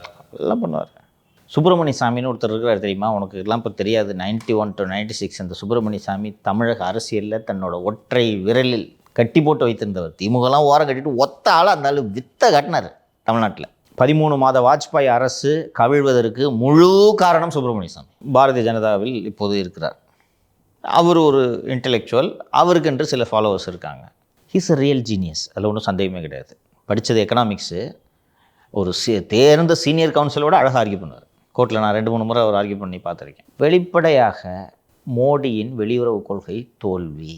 மோடி சீனாவை பார்த்து அஞ்சுகிறார். மோடிக்கு பொருளாதாரம் தெரியவில்லை. இந்த அரசே வேஸ்ட்டு. இன்றைக்கி வரைக்கும் சொல்லிட்டு இருக்கார். அவர் ஒரு 15 ஆண்டுகளுக்கு முன்பு ஜனதா கட்சி என்ற ஒரு கட்சியை வைத்திருந்தார், வெறும் ஜனதா கட்சி. அந்த கட்சியை பின்னாளில் இதோடு பாரதிய ஜனதாவோடு இணைத்து விட்டார். சரியா? இன்றைக்கி வரைக்கும் நீ அவரோட எக்ஸ் ஹேண்டில் போய் பாரு, இன்றைக்கி வரைக்கும் திட்டிட்டு பாரு. காலைல கூட ஏதோ திட்டி போட்டிருந்தார். அது அவரோட கருத்துன்றுவாங்க. தூக்கி போடலாம்ல அவரை? ஆமாம். ஏன் பண்ணுறதில்ல? இதே போல் ஜம்மு காஷ்மீரின் ஆளுநராக இருந்த திரு சத்யபால் மாலிக் என்பவர் இதே போல் கடுமையான விமர்சனங்களை செய்து கொண்டிருப்பார். தொடமாட்டாங்க. இப்போது பீகார் தேர்தல் முடிவதற்கு முன்பு ஆர்கே சிங் என்று அமைச்சராக இருந்து ஓய்வு பெற்றவர்னு நினைக்கிறேன், பீகார் தேர்தலுக்கு சற்று முன்பு அடானியோடு சேர்ந்து பீகாரில் மின்சார கொள்முதலில் இவ்வளோ 1000 கோடி ஊழல்னு சொன்னார். தொடவே இல்லை, அவர் கம்முன்னு இருந்தாங்க. ரிசல்ட் வந்துச்சு. வந்தவுடனே 6 ஆண்டுகளுக்கு சஸ்பெண்ட் பண்ணுறாங்க. அவர் ரிசைன் பண்ணிட்டு போயிட்டார். அது ஓப்பன் சேலஞ்ச் இருந்தனால அதை சஸ்பெண்ட் பண்ணாங்க. இல்லைன்னா கத்தின் கடை பஸ் விட்டுருவாங்க. வேணா நீ போய் கட்சி ஆரம்பிச்சுக்க, நாங்கள் உங்களை அனுப்ப மாட்டோம். அவ்வளோதான். ஏன் சார் அப்படி? எதுக்கு நாங்கள் ஏமா அனுப்பணும்? பண்ணோடனே என்னை நீக்கி விட்டார்கள் அப்படின்னு தெருவாக போய் அனுதாபம் தேடி இதை வச்சு ஒரு பூத்துக்கு 2 ஓட்டை எடுப்பேன். அந்த 2 ஓட்டு கூட உனக்கு விடக்கூடாது. இங்கே கடை. அதே போன்று தான் அண்ணாமலை அவர்களே வச்சுருக்காங்க. அதுதான் சொல்கிறேன். இப்போ இன்றைக்கி நாளைக்கு ஒழுங்கு நடவடிக்கை எடுக்கலாம், நீக்கலாம். தேர்தல் 4 மாதத்தில் வச்சுக்கிட்டு அண்ணாமலை சும்மா இருப்பாரா? சொல்லு. சரி, நீக்கிட்டீங்க, நான் உண்மையான இயற்கை விவசாயம் அந்த 20 லட்சம் லோனை மட்டும் கொடுத்துருங்க, நான் போய் நாட்டு மாடு வளர்க்குறேன்னு போயிடுவார. திமுக பயன்படுத்தாதா? பயன்படுத்தும். கேண்டிடேட் போடுவாரா? கொங்குல தொகுதிக்கு ஒரு 1000 ஓட்டு வாங்குவார. அது ஏன் அனுமதினா? 300 ஓட்டில் வெற்றி தோல்வி தீர்மானிக்கப்பட்டால் இப்போ இந்த 1000 ஓட்டு மேட்டர்ஸா இல்லையா? அதை கூட அனுமதிக்க மாட்டாங்க. அப்படி தானே எல்லா இடத்துலையும் வேலை செய்கிறாங்க. ஒரு சின்ன கட்சி 2 தொகுதியில் மட்டும்தான் அந்த கட்சிக்கு செல்வாக்கு இருக்குது, அவனை கூப்பிட்டு உள்ளது யூஸ் ஆவான். அப்போ எதுக்கு இதை உருவாக்கணும்? நீ பாட்டு கெட பாஸு, உனக்கு பதவியே கொடுக்க மாட்டேன். இப்போ உன்னை தூக்கி ஒன்று ராஜ்யசபா எம்பி ஆகவோ இல்லை இங்கே இன்சார்ஜு இல்லை அமைப்பு செயலர்னு ஏதாவது ஒரு பதவி கொடுத்தா அங்கீகாரம் தரது மாதிரி இருக்கும். 1000 தொண்டர் இருக்கா, நீ ஒரு தொண்டனாக இருந்துட்டு இப்போ கத்திட்டு கிடக்கிற கத்து. மோடியையோ அமித்ஷாவையோ டைரெக்டாக சேலஞ்ச் பண்ணாத வரைக்கும் அவர் தொடவே மாட்டாங்க. சரி, இப்போ பேசுகிறாரா நான் எடப்பாடி ஏற்றுக்கலன்னு, அதிமுக கூட்டணி ஏற்றுக்கலன்னு பேசுகிறாரா? பிஜேபிக்கு 80% இருக்குது, 80 சீட்டு வேணும்னு கேட்குறாரா? இருந்துட்டு போ. தட் இஸ் ஹோ பிக் பார்ட்டிஸ் ஆப்ரேட். காங்கிரஸ் எடுத்துங்க, பெரிய பார்ட்டிஸோட அணுகுமுறை அப்படி தான் இருக்குது. சசி தரூர் என்று ஒருவர் இருக்கிறார் தெரியுங்களா? மோடிஜியை மாதிரி ஒரு மிகச்சிறந்த தலைவரை இந்தியா பார்த்ததுலேன்னு இப்போ வரைக்கும் பேசிகிட்டு இருக்காரு. இந்த கனிமொழி போனாங்கல்ல, அது சசி தரூர் தான் காங்கிரஸ்லேருந்து செலக்ட் பண்ணி அவங்க அனுப்பிச்சி விட்டாங்க. இல்லை காங்கிரஸ் வேற ஆளை நாமினேட் பண்ணுறாங்க, இவங்க சசி தரூரை கூட்டின்னு போயிட்டாங்க. இவர் ஊராக போய் ஆப்ரேஷன் சிந்தூர் என்ன மாதிரி ஆப்ரேஷன் தெரியுமா அப்படின்னு பேசினுக்கிறார். நீக்கலாம்ல, எதுக்கு நீக்கணும்? பேஷன் கடை. ஸோ அந்த அடிப்படையில் தான் அண்ணாமலை இங்கே சந்தித்ததை பார்க்கணும். அண்ணாமலையோட கிராஃபு பார்ட்டியில் டோட்டலி டவுன். உண்மையிலே நீங்கள் சொன்ன அந்த ஃபியூயலுக்கு கூட கட்சி போடுது, சாப்பாட்டுக்கே காசு இல்லைன்றதெல்லாம் நம்பிக்கிட்டு இருந்தாங்க நிறைய பேர். கட்சியிலையும் அப்படி தானே நம்பி தானே கூட்டணியே உடைச்சாங்க. ஜெயிச்சிடலாம், 10 சீட்டு ஜெயிச்சிடலாம், 15 சீட்டு ஜெயிச்சிடலான்றத சொன்னதை நம்பி ஒரு பெரிய கட்சியை விரட்டி வேற விட்டாங்கல்ல. இப்போ ஒன்று யார் உங்கள் செல்வாக்கு என்னன்றது 24க்கு பிறகு தெரிஞ்ச பிறகு பார்த்தா அதுக்கப்புறம் தான் ஒன்றா வருது. அப்போ இந்த கூட்டணியை உடச்சி விட்டதே திமுக சொல்லின்றதெல்லாம் பின்னாடி தெரிய வரும்போது எப்படி பாஸு? அவர் நம்பி டிடி தினகரன் அவர்கள் வேற வெளியே வந்தார், அவர் தனியாக இருக்காரு. இப்போ அவங்கள தூண்டி விட்டுக்கிட்டு இருக்கிறாருன்றதும் அவங்களுக்கு தெரியாதா? Why TTV is behaving like திஸ்ன்றதை ஆராய மாட்டாங்களா? நம்ம நேத்தோ முந்தா நல்லா சொன்னேனே, திருப்பூரில் டாலர் பாலு அடிக்கடி சந்திச்சுட்டு இருக்காருன்னு. ஒரு ஜேர்னலிஸ்ட் எனக்கு தெரியும் போது மத்திய உளவுத்துறைக்கு இது தெரியாதா? டாலர் பாலுக்கிட்ட ஒன்று என்ன வேலை? இது எல்லாமே எனக்கு தெரியுன்றது தான் அயன் மேன் அப்படின்றதுக்கு பொருள். புரியுதா சார்? பாஜக செய்தினோடனே இன்னொரு செய்தி தினத்தந்தியில் வந்திருக்கு. பாஜக வெற்றி வாய்ப்பு இருக்கக்கூடிய ஒரு சில தொகுதிகளை மட்டும் குறிப்பிட்டு அதிமுக கேட்டு அதிக தொகுதிகள் கேட்குறதா இன்னைக்கு செய்தி வந்திருக்கு sir. That is true. Naturally any party will demand மோர். இன்னைக்கு பிஜேபி கேட்கக்கூடிய இடத்தில் இருக்கிறது. இல்லை 45 தொகுதிகள் கேட்குறதா 90 கூட கேளு. போனாட்டி 90 தானே கேட்டாங்க. நீ கேளுப்பா. ஸோ ரீசனபிளான ஒரு நம்பரை ஏடிஎம்கே கொடுக்கும். அதில் நீ தொடக்கத்தில் சொன்னது தான் ரொம்ப முக்கியம். வெற்றி வாய்ப்புள்ள தொகுதிகளை கேளுங்கள் அப்படின்னு. பாருப்பா 50 சீட்டு வாங்கிக்கிட்டு 5 சீட்டில் ஜெயிக்கிறதுன்றது தெர் இஸ் நோ பாயிண்ட். கம்மி எண்ணிக்கையில் வாங்கினாலும் ஜெயிக்கிற தொகுதியை கொடுங்க. That is important. உங்களுக்கு தரவுன்னு சொல்லிட்டு ஆம்பூரும் வாணியம்பாடியும் கொடுத்தா பிஜேபிக்கு அதனால பிரயோஜனம் இருக்கா? ஸோ கொங்கு, கன்னியாகுமரி அது மாதிரி லைக் இடத்துல தட். கன்னியாகுமரி கரெக்டாக சொன்னீங்க. திருப்பூர், கோவை. ஸோ இது போல் பிஜேபிக்கு இன்னொன்று கட்சி கிளை எப்படி இருக்குது, அங்கே செயல்பாடுகள் எப்படி இருக்குன்றது பிஜேபிக்கு ஒரு ஐடியா இருக்கும்ல. கேட்டனா அவங்ககிட்ட சொல்லுவாங்க, இங்கே இவர் வலுவாக இருக்குது, ஜெயிச்சிருவாங்க. இன்னொன்று இந்த பாராளுமன்ற தொகுதியில் அசம்பிளி கான்ஸ்டியன்சி அதை பிரித்து எந்த பாக்கெட்ஸில் வாக்குகள், ஏன்னா இந்த வாட்டி கொஞ்சம் பெட்டராகவே கேஜ் பண்ணலாம். 24 எலெக்ஷனில் பிஜேபி தனியாக பிஜேபி தலைமையில் ஒரு அணி போட்டியிட்டது என்பதனால் பிஜேபி வேட்பாளர்கள் வாங்கிய வாக்குகள் இருக்குல்ல, அப்போ அந்த பாராளுமன்ற தொகுதிகளை சட்டப்பேரவை தொகுதிகளாக பிரித்து பார்த்தபோது எந்தெந்த சட்டப்பேரவை தொகுதிகளில் பிஜேபி அதிக வாக்குகளை வாங்கியிருக்கிறதோ அங்கே பிஜேபி வலுவாக இருக்குன்னு புரிஞ்சுக்கலாம். ஏன்னா இந்த பக்கத்து திமுக, இந்த பக்கத்து அதிமுக, நடுவில் அவங்களுக்கு விழுந்த வாக்கு அவங்களுக்கான வாக்கு. அப்போ அந்த மாதிரி இடங்களை எங்களுக்கு கொடுங்கன்னு கேட்பாங்க. எப்படி சிக்கல் வரும்னா அந்த இடத்துல அதிமுக வலுவாக இருக்கும், அதிமுக முக்கியமான ஆளாக இருப்பார். அப்போ இதை பேலன்ஸ் பண்ணுறது தான் சாமர்த்தியம். புரியுது? அதெல்லாம் பார்த்துருவாங்க. பல தேர்தல்களாக பேச்சுவார்த்தையை நடத்திய அனுபவம் உள்ள தலைவர்கள் அதிமுக இருக்கிறார்கள். they'll find a way out. Sir 2024 இந்த நாடாளுமன்ற தேர்தலில் பிஜேபி தனித்திருந்தாங்க. அப்போ 81 தொகுதியில் அதிமுகவை பின்னுக்கு தள்ளி 2வது இடத்துக்கு வந்தாங்க. அப்படி இருக்கப்ப 45 தொகுதி கொடுக்கலாம்ல சார் உங்களுக்கு? கொடுத்துட்டு 26 ஆட்சி அமைஞ்ச பிறகு 3வது மாதம் சீஃப் மினிஸ்டரை மாற்றணுன்ட்டு ஆரம்பிப்பீங்க. அங்கேருந்து ஒரு 20 எம்எல்ஏக்கள் போர்க்கொடியை தூக்கிக்கிட்டு அதிமுக தலைமையை மாற்றணும்னு ஆரம்பிப்பாங்க. கொஞ்ச நாள் கழித்து நயினார் முதல்வர், அதிமுகலேருந்து யாராவது ஒரு துணை முதல்வர்னு சொல்லுவீங்க. வேடிக்கை பார்த்துட்டு உட்காந்துருப்பார. 140 கம்மியாக போட்டி போட்டால் அது பிஜேபி ஆட்சி என்பது திரு பழனிசாமி அவர்களுக்கு நன்றாக தெரியும். எல்லா மாநிலத்திலும் இது நடக்கும்ன்றது தெரியும். புரியுதா? இன்னொன்று, அதிமுக வளர்த்து விடுறதுனால பிஜேபிக்கு என்ன பிரயோஜனம்? தமிழ்நாட்டில் திமுக அதிமுக என்ற 2 கட்சிகள் வலுவாக இருக்கின்றன. 2 பேரும் ஆளுக்கு ஒரு 35 வச்சுக்கிட்டு இருக்காங்க. இதில் ஏதாவது ஒன்று அழிஞ்சால் தானே அந்த இடத்துல நீ வளர முடியும். இவங்களை வளர்த்து விட்டு இன்னும் வலுவாக்குறதுனால பிஜேபிக்கு எதுனா தம்படி பைசா பிரயோஜனம் இருக்கா? எந்த மாநில கட்சியாவது பிஜேபி வளர விட்டுருக்குதா? 5 வருஷம் முடியும் போது பாரு ஜேடி என்ன நிலைமை ஆகுதுன்னு. அதாங்க சார் அவங்க சொல்லிட்டு இருந்தாங்க, நாங்கள் எம்எல்ஏக்கள்லாம் சேர்ந்து யார் முதலமைச்சர் அப்படின்னு முடிவு பண்ணுவோன்னு. நிதிஷ் தான் சார் இப்போ முதலமைச்சராக தேர்தல் வெற்றிக்கு நிதிஷ் தான் காரணம் என்பதை அவர்கள் உணர்ந்து கொண்டு செய்து விட்டார்கள். இன்னொன்று, நிதிஷ்க்கு ஒரு ஹோல்டு இருக்குல்ல, அவர் எம்பி சப்போர்ட் பண்ணல தானே உங்கள் வண்டி ஓடுது. இப்போ எதுக்கு அதை அப்செட் பண்ணணும்? நிதிஷ் சிஎம் இல்லைன்னு சொன்னால் அடுத்து அவர் என்ன பண்ணுவார்? இன்னைக்கு உடனே கவர்மெண்ட் கவுந்துருன்னு நான் சொல்ல, நிதிஷ் சிஎம் இல்லைன்னு சொன்னால் என்ன பண்ணுவார்? தேஜஸ்வி யாதவ் கூட பேச்சுவார்த்தை நடத்தும் வாய்ப்பு இருக்குல்ல. 122 தானே வேணும், போகிறதுக்கு பாசிபிலிட்டி இருக்கா இல்லையா? நான் திருப்பி பழையபடி டெப்டி சிஎம்மாக இருந்துக்கிறேன், நீ இரு மாமா அப்படின்னு சொல்லிட்டு யாதவ் நிதிஷை சிஎம் ஆகிறதுக்கு பாசிபிலிட்டி இருக்கா இல்லையா? ஃபூலிஷாக இல்லை அந்த ஸ்ட்ராட்டஜி? அதனால் இல்லை. இங்கே அதே நிலைமையா? எடப்பாடி பழனிசாமியை மாற்ற வேண்டும் என்று அதிமுக உள்ளிருந்தே கருப்பு ஆடுகள் கிளம்புமா கிளம்பாதா? அதெல்லாம் துட்டு கொடுத்தா கிளம்பும் சார். கொடுக்கவே வேணாம், கிளம்புறாங்க பார்க்குறியா? ஸோ அதனால் அந்த மாதிரி வெற்றி பெறக்கூடிய தொகுதிகளை கேட்பார்கள்.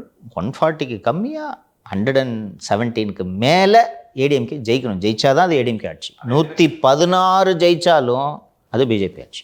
இதே செய்தியிலே போட்டிருக்காங்க சார். இன்னமும் அதிமுக 20 தொகுதியெல்லாம் வந்து பிஜேபி கொடுப்பாங்க. அப்படி அவங்க அதிகமாக கேட்டாங்கன்னா 24 கொடுக்க வாய்ப்பு இருக்குது. எனக்கு டீட்டெயில்ஸ் தெரியும், நான் அதுக்கு மேலே சொல்ல விரும்புகிறேன். இந்த பாரு எவ்வளோ நம்பர்ஸ்ன்றது. ஏப்ரல் மாதத்தில் அமித்ஷாவை எடப்பாடி பழனிசாமி சந்தித்த போது முடிவாகிவிட்டது. புரியுதா?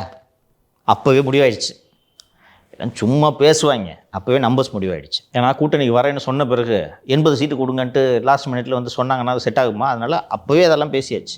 முதல்ல ஜெயிக்கிற வேலையை பாருங்கள், நீங்கள் திமுக வீட்டுக்கு அனுப்புணுங்கன்னு சொல்லிட்டு அவங்களுக்கு அவங்க ஸ்ட்ரென்த்து தெரியாதா? ஒருவேளை இறுதி கட்டத்தில் விஜய் அவர்கள் எதுவும் இங்கிட்டு அதிமுக சைடு வந்துட்டாருன்னா அப்போ என்ன சார் சிக்கலை சந்திப்பாங்களா அதிமுக? என்ன சிக்கல் வரும்ன்ற?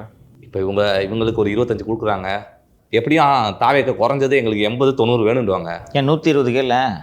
ஏற்கனவே அப்படி தானே கேட்டீங்க. போட்டி போடுறதுக்கு வேட்பாளர் கூட இல்லை, கேட்பாங்க 90. இல்லை சார், ஒரு பேர் வந்தாங்கன்னா சிக்கலை சந்தி கேட்பாங்கப்பா. எவ்வளோ கொடுக்க முடியுமோ அவ்வளோதானே கொடுக்க முடியும். 2 தேர்தலில் போட்டியிட்ட விஜயகாந்துக்கு 41, ஒரு தேர்தலில் கூட போட்டியிடாத உங்களுக்கு எவ்வளோ தர முடியும்? இஷ்டமாக இருந்தால் வாங்க, இவ்வளோ தான் எங்கள் நம்பரு. இஷ்டமாக இருந்தால் வாங்க, இல்லைன்னா போங்க பாஸ், தனியாக போட்டி போட்டுங்க பாஸ். அந்த மூடில் இருக்காங்க. திமுக அடிச்சு காலி பண்ணிட்டா அப்புறம் யார் போட்டி? டிமாண்ட் பண்ணுற நிலைமையில் தாவேக இல்லை தம்பி, இருந்துச்சு கரூருக்கு முன்னாடி. இங்கே வேண்டான்றாங்க. நீ போய் தனியாக நின்றுனா எங்களுக்கு உதவி பண்ணுவப்பா, எங்களுக்கு எதுக்குப்பா நீ அப்படின்றாங்க. 2016 அதிமுகவின் இலக்கு என்ன, நோக்கம் என்ன? பார், எங்கே கூட நீ வர வேணாம், திமுக கூட போகாத. அந்த பழம் நழுவிச்சுன்னா அது பாலில் விழக்கூடாது, தரையில் விழணும். இதான் ஜெயலலிதா நினச்சாங்க. தட்டி விட்டு தரையில் விழ வச்சுட்டாங்க. போதாதா? மக்கள் நல கூட்டணி 2.0 ஆரம்பிச்சு ஒன்று நடத்துகிறாஜா, நாங்கள் பார்த்துக்குறோம். இந்த ஒவ்வொரு கான்ஸ்டியூன்சிலையும் ஃபோட்டோ ஃபினிஷில் எப்படி வர்றதுன்றது பிஜேபிக்கு தெரியும். அதுக்கு தான் வாக்காளர் திருத்தம். புரியுதுங்களா? ஒவ்வொரு கான்ஸ்டியூன்சிலையும் ஒரு 2000 ஓட்டு கள்ள ஓட்டு போட முடியும்னு வச்சுக்கோ ஒரு வாதத்துக்கு. சரியா? அது இந்த பூத்தில் வேலை பார்த்தவங்களுக்கு தெரியும். இப்படி பண்ணுவாங்க கட்சிக்காரங்கன்னா. இவங்களே வந்து சுயேட்சை கேண்டிடேட்டை காசு கொடுத்து போய் போட்டி போட்டுட்டு அனுப்பிச்சிடுவாங்க. 2 கட்சியும் பண்ணும். ஓகே, ஒவ்வொரு வேட்பாளருக்கும் 2 ஏஜென்ட், பூத் ஏஜென்ட் உள்ளே உட்காரலாம்ல, பூத்து உள்ள. இவங்களே ஒரு 5 சுயேட்சை வேட்பாளர் நிற்க வச்சு பூத்து பூரா இவங்க ஏஜென்ட்டு தான் இருப்பாங்க. ஓகேவா? வரும்போது அந்த போலிங் ஆஃபீஸர்கிட்ட கொடுத்து, சார் நம்ம அந்த ஆள் சார், அவங்க மாலதி தான் சார், இது இப்போ தான் அந்த வீட்டை காலி பண்ணிட்டு போயிட்டாங்க சார் அப்படின்னு சொல்லி மாலதி இங்கேயும் ஓட்டு போட வைக்கிறது, அங்கேயும் ஓட்டு போட வைக்கிறது. புரியுதா? கள்ள ஓட்டுன்னு இல்லை, மாலதிக்கு பதிலாக சுமதியை கூட்டின்னு வந்தால் தானே இது மாலதி இல்லைன்ட்டு நீ சொல்லுவேன். மாலதிக்கு ராயபுரத்தில் ஓட்டு இருக்குது, திருவொற்றியூரில் ஓட்டு இருக்குது, வில்லிவாக்கத்தில் ஓட்டு இருக்குது, 3 இடத்துல இந்த மையக்கு அழிச்சிட்டு வர வேண்டியதான். இதை நீக்கிட்டா அப்போ ஃபோட்டோ ஃபினிஷில் ஜெயிக்கலான்ற திமுகவோட எண்ணம் காலி ஆகிடுமா? இதுக்கு தான் வாக்காளர் திருத்தம். புரியுதா? ஏடிஎம்கேக்கு சாலிட் ஓட் பேங்க் இருக்கா இல்லையா? 2024 மக்களவை தேர்தலில் கூட அது குறையவில்லை தானே, 1% அதிகரிச்சிருந்துச்சு. கரெக்டாக? அவங்க ஓட் பேங்க்கு போன வாட்டி வாங்கினதோட அதிகம் வாங்கியிருந்தாங்க. இன்டாக்டாக இருக்குது. ரைட்டா? டிஎம்கேயோட ஆன்டி இன்கம்பன்சி, சின்ன சின்ன கட்சிகளோட கூட்டணி, புதிய தமிழகம், ஜான் பாண்டியன், மூவேந்தர் முன்னேற்ற கழகம், புரட்சி பாரதம், சின்ன சின்ன கட்சிங்க. அந்தந்த பாக்கெட்டில் இது வெளில உதவுமா? இப்போ ஜான் பாண்டியன் அவர்களும் கிருஷ்ணசாமி அவர்களும் வந்தால் மதுரையில் ஆரம்பித்து சவுத்தில் தூத்துக்குடி வரைக்கும் உதவுமா உதவாது அந்த கூட்டணி? பெரிய சமூகம் அது. ரைட்டா? உதவுமா? அடிச்சுட்டு வந்துடுவாங்க. நீ எதுக்கு தம்பி? எப்படி இருந்தாலும் யங்ஸ்டர்ஸ் எங்களுக்கு ஓட்டு போட போகிறதில்ல, தமிழ்நாட்டில் இருக்க ஜென்சி, நீ எடுத்துகிட்டு போ. இப்போ திமுக என்ன ஸ்ட்ராட்டஜி வச்சுருக்குன்றதை பார்க்கணும். நேற்றைய ஜூனியர்டனில் ஏடிஎம்கேயில் ஒரு சிட்டிங் எம்எல்ஏ திமுகவை நோக்கி போக போகிறார்.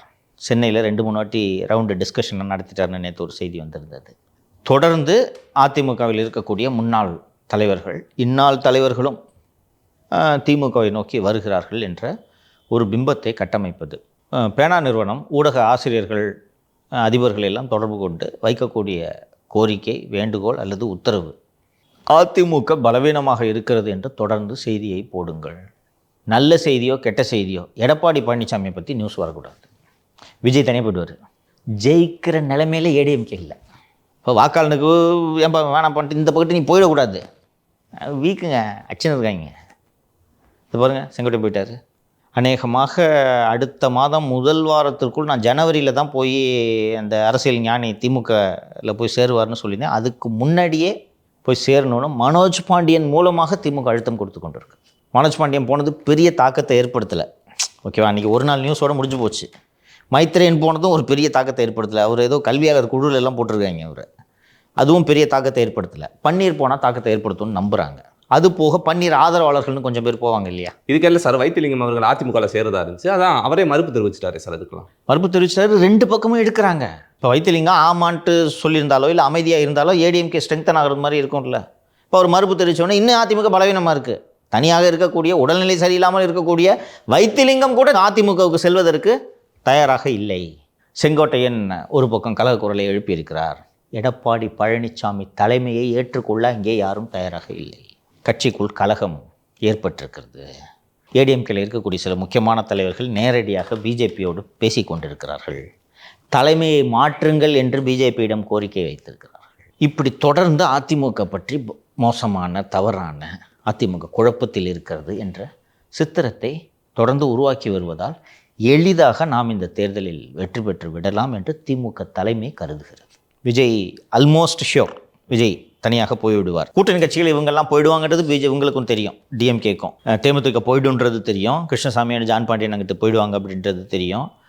இந்த புதிய நீதி கட்சி, ஐஜேகே, இவங்கெல்லாம் இந்த சின்ன சின்ன கட்சிகள் அங்கே சென்றுவிடும் என்றும் தெரியும். பாமக முழுசாக போகக்கூடாது என்பதில் தீர்மானமாக இருக்குது. பெரியவர்கிட்ட தூக்கிடணும். ஐயாவுக்கு நான் இப்போவும் ஐயா கிட்ட நான் நேர்காணலாம் முடிஞ்சு தனியாக பேசிகிட்டு இருந்தேன்ல, ஐயாவுக்கு அதிமுக பாஜக கூட்டணியில் இடம்பெற வேண்டும் என்பதுதான் விருப்பம். பட் யதார்த்தம் என்று ஒன்று இருக்கிறது அல்லவா? வீட்டு செலவுக்கே காசு இல்லைன்னு நான் சொன்னேன். பார்த்தல வீடு எவ்வளோ பெரிய வீடுன்ட்டு மெயின்டைன் பண்ணணும்ல, அதுக்கே காசு இல்லை. இந்த போராட்டம் வச்சுருக்காரு, எவ்வளோ செலவாகும்? இப்போ தான் பூம்புகாரில் மகளிர் மாநாடு நடத்தினார். இப்போது இங்கே அடுத்த ஒரு போராட்டம் வச்சுருக்காரு. எவ்வளோ செலவாகும்? நிர்வாகம் ஒத்துழைப்பு கொடுக்கணும். நீங்கள் செலவுலாம் பண்ணி ஒரு பெரிய ஏற்பாடு பண்ணுறீங்கனாலும் திமுக நினச்சா கட்டை கொடுக்க முடியுமா முடியாதா? கட்டை கொடுக்குறாங்கன்னு தெரிஞ்சால் அதெல்லாம் மீறி ஐயா கூப்பிட்டார் நான் போயே தீர்வேன்ட்டு வந்துடுவாங்களே. அப்போ ஒத்துழைப்பு வேணும். அப்போ என்ன செய்யணும்?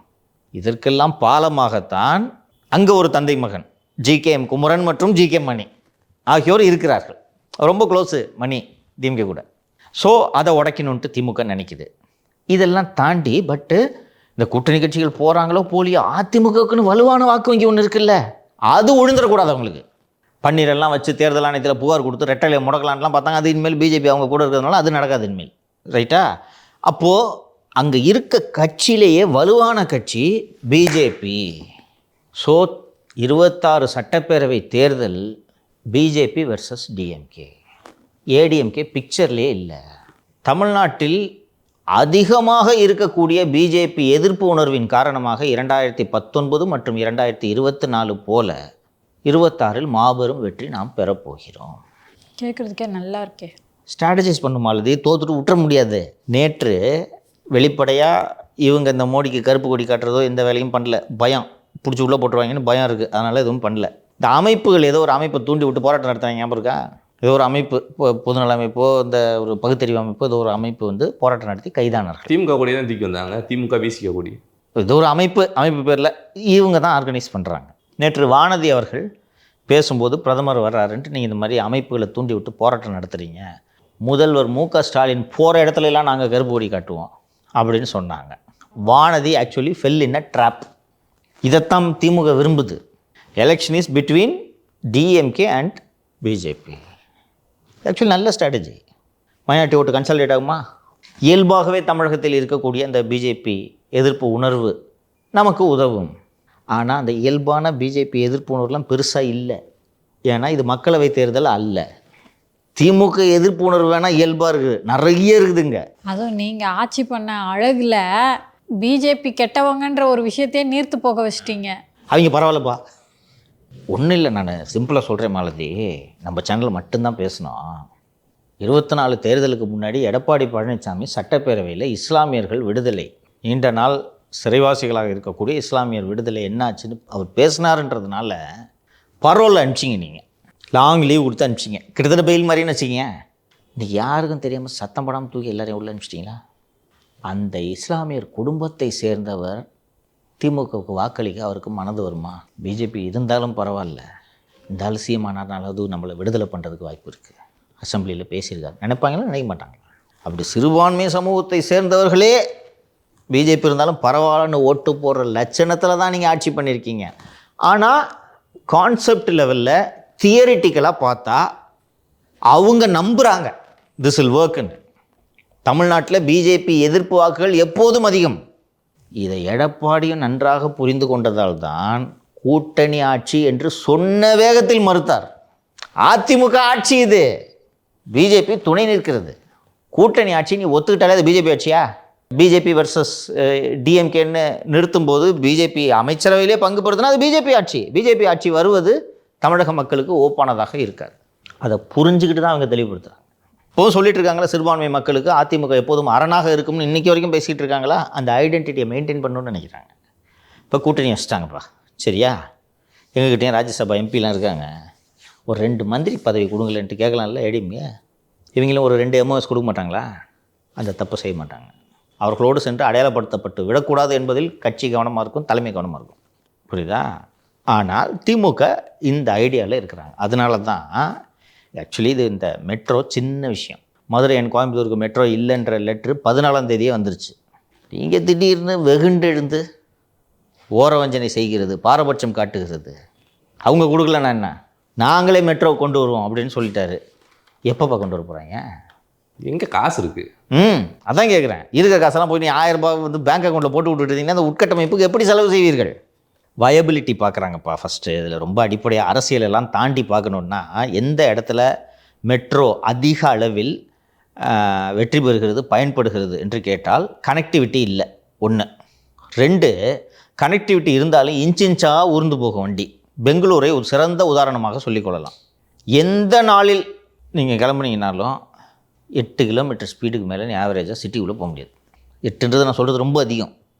இன்ச்சா நகரும். இங்கெல்லாம் ஒரு வாட்டி போய் சிக்னலில் நின்றுன்னா க்ரீன் விட்டோடனே போயிட முடியுது இல்லையா? 5 வாட்டி சிக்னலில் க்ரீன் மாறினா தான் வண்டி நகரும். அங்கே அவ்வளோ நிற்கும். எல்லாம் சின்ன ரோடு. அங்கே மெட்ரோ பயன்படும். பல பேர் கார் வச்சுருக்கவங்க காரை கொண்டு போய் அங்கே பார்க்கிங்கில் போட்டுட்டு ரெகுலராக மெட்ரோ போய்ட்டு. சென்னைக்கு தேவை. சென்னையிலேயே பேட்ரனேஜ் ரொம்ப குறைவாகத்தான் இருந்தது ஆரம்பத்தில். உங்களுக்கு ஞாபகம் இருக்கா? ஆரம்பத்தில் பலர் போகலை. இன்றைக்கி அதுக்கப்புறம் கனெக்டிவிட்டிலாம் நிறைய வந்துருச்சு. இப்போ இந்த அடுத்த ஃபேஸ் முடிஞ்சிச்சுன்னா இன்னும் கொஞ்சம் பயன்படுத்துவர்களின் எண்ணிக்கை அதிகமாகும். சென்னையிலையும் கிட்டத்தட்ட பெங்களூர் மாதிரி டிராஃபிக் அதிகரிச்சிட்ருக்கு. அதனால் இங்கே அதிகமாகும். வெளியூர்களை நீங்கள் சென்னையோடு ஒப்பிடும்போது நீங்கள் மதுரையோ அல்லது கோவையோ எடுத்துக்கொண்டீர்கள் என்றால் உள்ளூர் பஸ் வசதியே போதுமானதாக இருக்கிறது. இந்த அளவுக்கு டிராஃபிக் இல்லை சார். டிராஃபிக் இல்லை. நீ இன்னொன்று, இப்போ இங்கேன்னா நீ பஸ்ஸு பிடிக்கிறது ரொம்ப கஷ்டப்பட வேண்டியிருக்கும் இல்லையா? மதுரையில் கஷ்டப்படுவியா? அப்படி ஒரு ஊர்லேருந்து இன்னொரு ஊருக்கு போகிறதுக்கு எங்கே போனாலும் பஸ் இருக்கும் இல்லையா? கோவையிலையும் அப்படி தானே. கோவை பற்றி பெருசாக தெரியாது, பட் கோவையிலும் அப்படித்தான் என்று நான் புரிந்து கொள்கிறேன். அதுபோக அந்த இடங்களில் எல்லாம் ஏராளமான கட்டிடங்கள் இடிக்க வேண்டி இருக்கிறது. அவ்வளவு இடித்து இந்த ப்ராஜெக்ட் வயபுளான்னு பார்த்தா எல்லாம் பண்ணி முடித்த பிறகு காசு வராது. ஏன்னா மெட்ரோ எவ்வளோ பெரிய ஒர்க்குன்னு தெரியும். ஒன்ஸ் ஸ்டார்ட் பண்ணிட்டீங்கன்னா 7 வருஷம் ஆகும் முடிக்கிறதுக்கு. அந்த 7 வருஷம் அவ்வளோ ரூபாய் இன்வெஸ்ட் பண்ணி முடித்த பிறகு ப்ராஃபிட் வருதான்னு பார்ப்பாங்க. ஏன்னா 30% தான் அரசு கொடுக்குறது, 15% மத்திய அரசு, 15% மாநில அரசு, 70% கடன். கடன் கொடுக்குற நிறுவனம் நம்ம கடன் திருப்பி வருமா இல்லையான்றதை பார்க்குமா? ஸோ எல்லாத்தையும் ஆராய்ச்சி செய்வாங்க. ஓகே, இதில் பாலிடிக்ஸ்ன்றதுனால சிஎம் ஆரம்பித்து வச்சுட்டாரு, பிஜேபி டிஃபெண்ட் பண்ணுன்றதுனால உருட்டிகிட்டு இருக்காங்க. ஆக்சுவலி இட் இஸ் நாட் வயபிள்னு தான் முடிவெடுத்திருக்காங்க. அதான் உண்மை. அதனால தான் தள்ளி போட்டுட்டாங்க. சரியா? இந்த பாப்புலேஷன் கணக்கு இது அது 20 லட்சத்துக்கு மேலே இருந்தால் தான் வந்துட்டு அங்கே மெட்ரோ கொண்டு வர முடியும். எல்லாம் உண்மையான ரீசன்லாம் இல்லை. ஆக்ராவில் கொடுத்துருக்காங்க இவங்க சொல்கிறாங்கல்ல, அதை விட கம்மியாக இருக்கிற ஆக்ராவில் கொடுத்துருக்கீங்க, பூனாவில் கொடுத்துருக்கீங்க அப்படின்லாம் சொல்கிறாங்க. அது ரீசன் இல்லை, ப்ராஃபிட்டபிலிட்டி இல்லை, இதுதான் ரீசன். ஆனால் எப்படி அதை திமுக கையாண்டுச்சுன்னு பார்க்குறீங்களா? கரெக்டாக மோடி வராரு, அதுக்கு முன்னாடி நாள்லேருந்து கொண்டு போகிறாங்க. ஓரவஞ்சனை செய்கிறது, மாற்றாந்தாய் மனப்பான்மையோடு நடத்துகிறது தமிழகத்தை. ஓகேவா? ஸோ இந்த நரேட்டிவை பில்டப் பண்ணுறாங்க. எடப்பாடி பழனிசாமி நியூஸ்லேயே இருக்கக்கூடாது. அதிமுக பற்றி தவறான செய்திகள் தான் செய்திகளில் இருக்க வேண்டும். ஏடிஎம்கேலேருந்து இந்த குழப்பம், கூட்டணி ஆட்சி, மேலும் ஒருவர் விலகுகிறார், இது தொடர்ந்து ஊடகங்களில் வரும். கடைசியாக இவரோட அறிக்கைகளை எல்லாம் தாண்டி எடப்பாடி பழனிசாமி பற்றி பாசிட்டிவான நியூஸ் ரெகுலர் தான் எல்லா பேப்பரும் படிக்கிறே. என்ன நியூஸ் வந்துச்சு கடைசியாக பேப்பரில்? மறு சார் இவ்வளோ பெருசு. இன்றைக்கி வந்து அந்த பள்ளி மாணவி அந்த ராமநாதபுரம் அந்த சம்பவம் தொடர்பாக கண்டனம் தெரிவிச்சிருக்காரு. இவ்வளோ பெருசாக நியூஸ். இப்போ தான் நம்ம பேசணும். அயன் மேன் எவ்வளோ பெரிய நியூஸ் ஆச்சு. அப்போ இது பெரிய நியூஸ் ஆகணுமா இல்லையா? இதுக்குன்னு காசு கொடுத்து பிரமாணியான ஒருத்தர் வச்சுருக்காங்க. நானும் எவ்வளோ வாட்டி தான் நிகழ்ச்சியில் சுட்டி காட்டுறதுன்னு தெரியல. எதிரி என்ன பண்ணுறாங்கன்னு தெரிஞ்சுக்கிட்டு வேலை பார்க்குறோம். புரியுதா? அங்கே நான் சொன்ன மாதிரி பேனா நிறுவனம் ஒன்று வச்சுருக்காங்க, ஐபேக் வச்சுருக்காங்க, ஷோ டைம்னு ஒன்று வச்சுருக்காங்க, உளவுத்துறை இருக்குது. இத்தனை பேர் சேர்ந்து அவங்க ஸ்ட்ராட்டஜியை பிளான் பண்ணுறாங்க. நீங்கள் ஒரே ஆள் இருக்கிறீங்க. என்ன நடக்குதுன்னு உங்கள் ஃபஸ்ட்டு மொழி கூட தெரியாது. ஃபஸ்ட்டு சோர்ஸ் இருக்குமா அந்த 7th? இப்போ நான் எனக்கு தொழில் எல்லா கட்சியில் என்ன நடக்குதுன்ட்டு நாங்கள் உட்காந்த இடத்துலேருந்து எடுப்பேன். அவங்களுக்கு அது வேலை தானே. எடப்பாடி போய் இங்கெல்லாம் தமிழ்நாட்டில் மற்ற இடத்துலலாம் ஆள் இல்லைன்னு கூட்டின்னு வர்றாரு ஆந்திராவிலேருந்து. எப்படி இன்ஃபர்மேஷன் எடுப்பாங்க? இந்த வேலையை ஸ்ட்ராட்டஜி வேலையை செய்கிறவங்களுக்கோட one of the fundamental qualities information. Opponent கேம்பில் என்ன நடக்குதுன்ட்டு அந்த நம்ம இதில் வந்து பேசினார் அந்த ஜான் பால் சொன்னார்ல, அந்த டீமில் நாங்கள் ஒரு ஆளை வச்சுருப்போம். எங்கள் டீமில் ஒருத்தன் பென்ட்ரைவ் போட்டு எல்லாத்தையும் உருவிட்டு போயிட்டான் சொன்னாரா? இது பேசிக் 7th தெரியுமா? அது இதை நீ உனக்கு ஸ்பெசிஃபிக் இன்ஃபர்மேஷன் வரலனாலும் நீ அப்சர்வ் பண்ணாலே இதை தெரிஞ்சிடலாம். ஜூனியர்டனில் கழுகில் சிட்டிங் ஏடிஎம்கே எம்எல்ஏ ஒருத்தர் அங்கே போகிறாருன்னு நியூஸ் வருது. சிட்டிங் ஏடிஎம்கே எம்எல்ஏ எதுக்கே அங்கே போகிறாரு சொல்லியா? சீட்டுக்கிட்ட கொடுக்க மாட்டார்ன்ற மாதிரி செய்திகள் அந்த பக்கத்தில் எதுவும் வரல. கொங்கு பகுதி என்றால் வேலுமணிக்கில் தான் வேலை பார்க்க போகிறாரு. கொங்கு பகுதியில் இருக்கக்கூடிய அதிமுக தலைவர்களுக்கும் வேலுமணிக்கும் பஞ்சாயத்துன்னு எங்கேயும் நியூஸ் வரல. எதுக்கு போகிறாரு? அப்போ அது பிளான்ட்டா நியூஸு? பிளான்ட் பண்ணுறாங்கன்னா ஒரு ரீசன் இருக்கணும். எதுக்கு பிளான்ட் பண்ணுறாங்க? அப்போ அடுத்தடுத்து இப்படி நியூஸ் வருது. செங்கோட்டையன் சின்னதாக தும்முனதை பெருசு பண்ணி நியூஸ் வருது. அப்போ இதில் ஒரு பேட்டர்ன் இருக்குது. என்ன பேட்டர்ன்?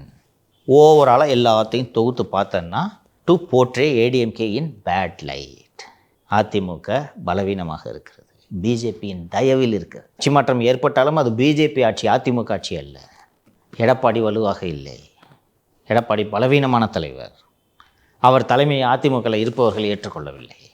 அவர்கள் பிஜேபியோட தொடர்பில் இருக்கிறார்கள். அப்போன்னா ஐயோ அப்போ பிஜேபி ஆட்சியா, பேசாமல் இவங்களே இருக்கட்டும்ட்டு ஒருவேளை முடிவெடுத்து விட்டால் அந்த நம்பிக்கையில் வேலை செஞ்சிட்ருக்கு. இதெல்லாம் அவ்வளோ எளிது கிடையாது. அவ்வளோ ஜனங்களுமா முட்டாள்கள்? என்ன இது சட்டப்பேரவை தேர்தலா மக்களவை தேர்தலா? நீ சொன்ன மாதிரி அந்த தொகுதி ஒதுக்கீடு எப்படி பண்ணுறாங்கன்றது தெரிஞ்சிடும்ல. 75 தொகுதி கொடுத்தா யார் ஆட்சி அது? பிஜேபி. அதிமுக அவ்வளோ முட்டாள்கள் கிடையாது, கவனமாக கையாள்வார்கள். இந்த பர்செப்ஷன் எல்லாருக்கும் தெரியும். அண்டு தமிழகத்தில் இருக்கக்கூடிய அந்த ஆன்டி பிஜேபி மூடு அதிகம் அப்படின்றது அதிமுக தலைவர்களுக்கு தெரியாதா? பீகார் தேர்தலில் காங்கிரஸ் அடைஞ்ச அந்த படுதோல்வியின் காரணமாக ராஜ்யசபாவில் அவங்களோட அந்த மெம்பர்ஸோட எண்ணிக்கை வந்து குறையுது. இது எந்த மாதிரியான ஒரு தாக்கத்தை ஏற்படுத்தும்? இப்போது பிஜேபிக்கு மாநிலங்களவையில் பெரும்பான்மை இல்லை, அதனால தான் இவங்க கொண்டு வர்ற கலவையிலும் பெரும்பான்மை இல்லை. பட் கூட்டணி கட்சிகள் பலத்தால் இது பண்ணிடுறாங்க.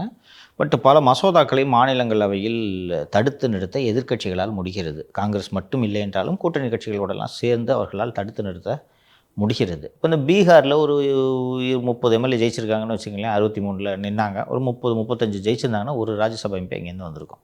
அடுத்த வருடம் ஏற்படக்கூடிய மாநிலங்களவை காலி இடங்களில் காங்கிரஸோட எண்ணிக்கை குறைய இருக்கிறது என்று சொல்கிறார்கள். ராஜ்யசபா ரொம்ப ஒரு முக்கியமான ஹவுஸு காங்கிரஸை பொறுத்தவரைக்கும். ஏன்னா அங்கே தான் பில்ஸ் எல்லாம் பாஸ் ஆகும். பில்ஸ் அங்கேயும் பாஸ் ஆகும்.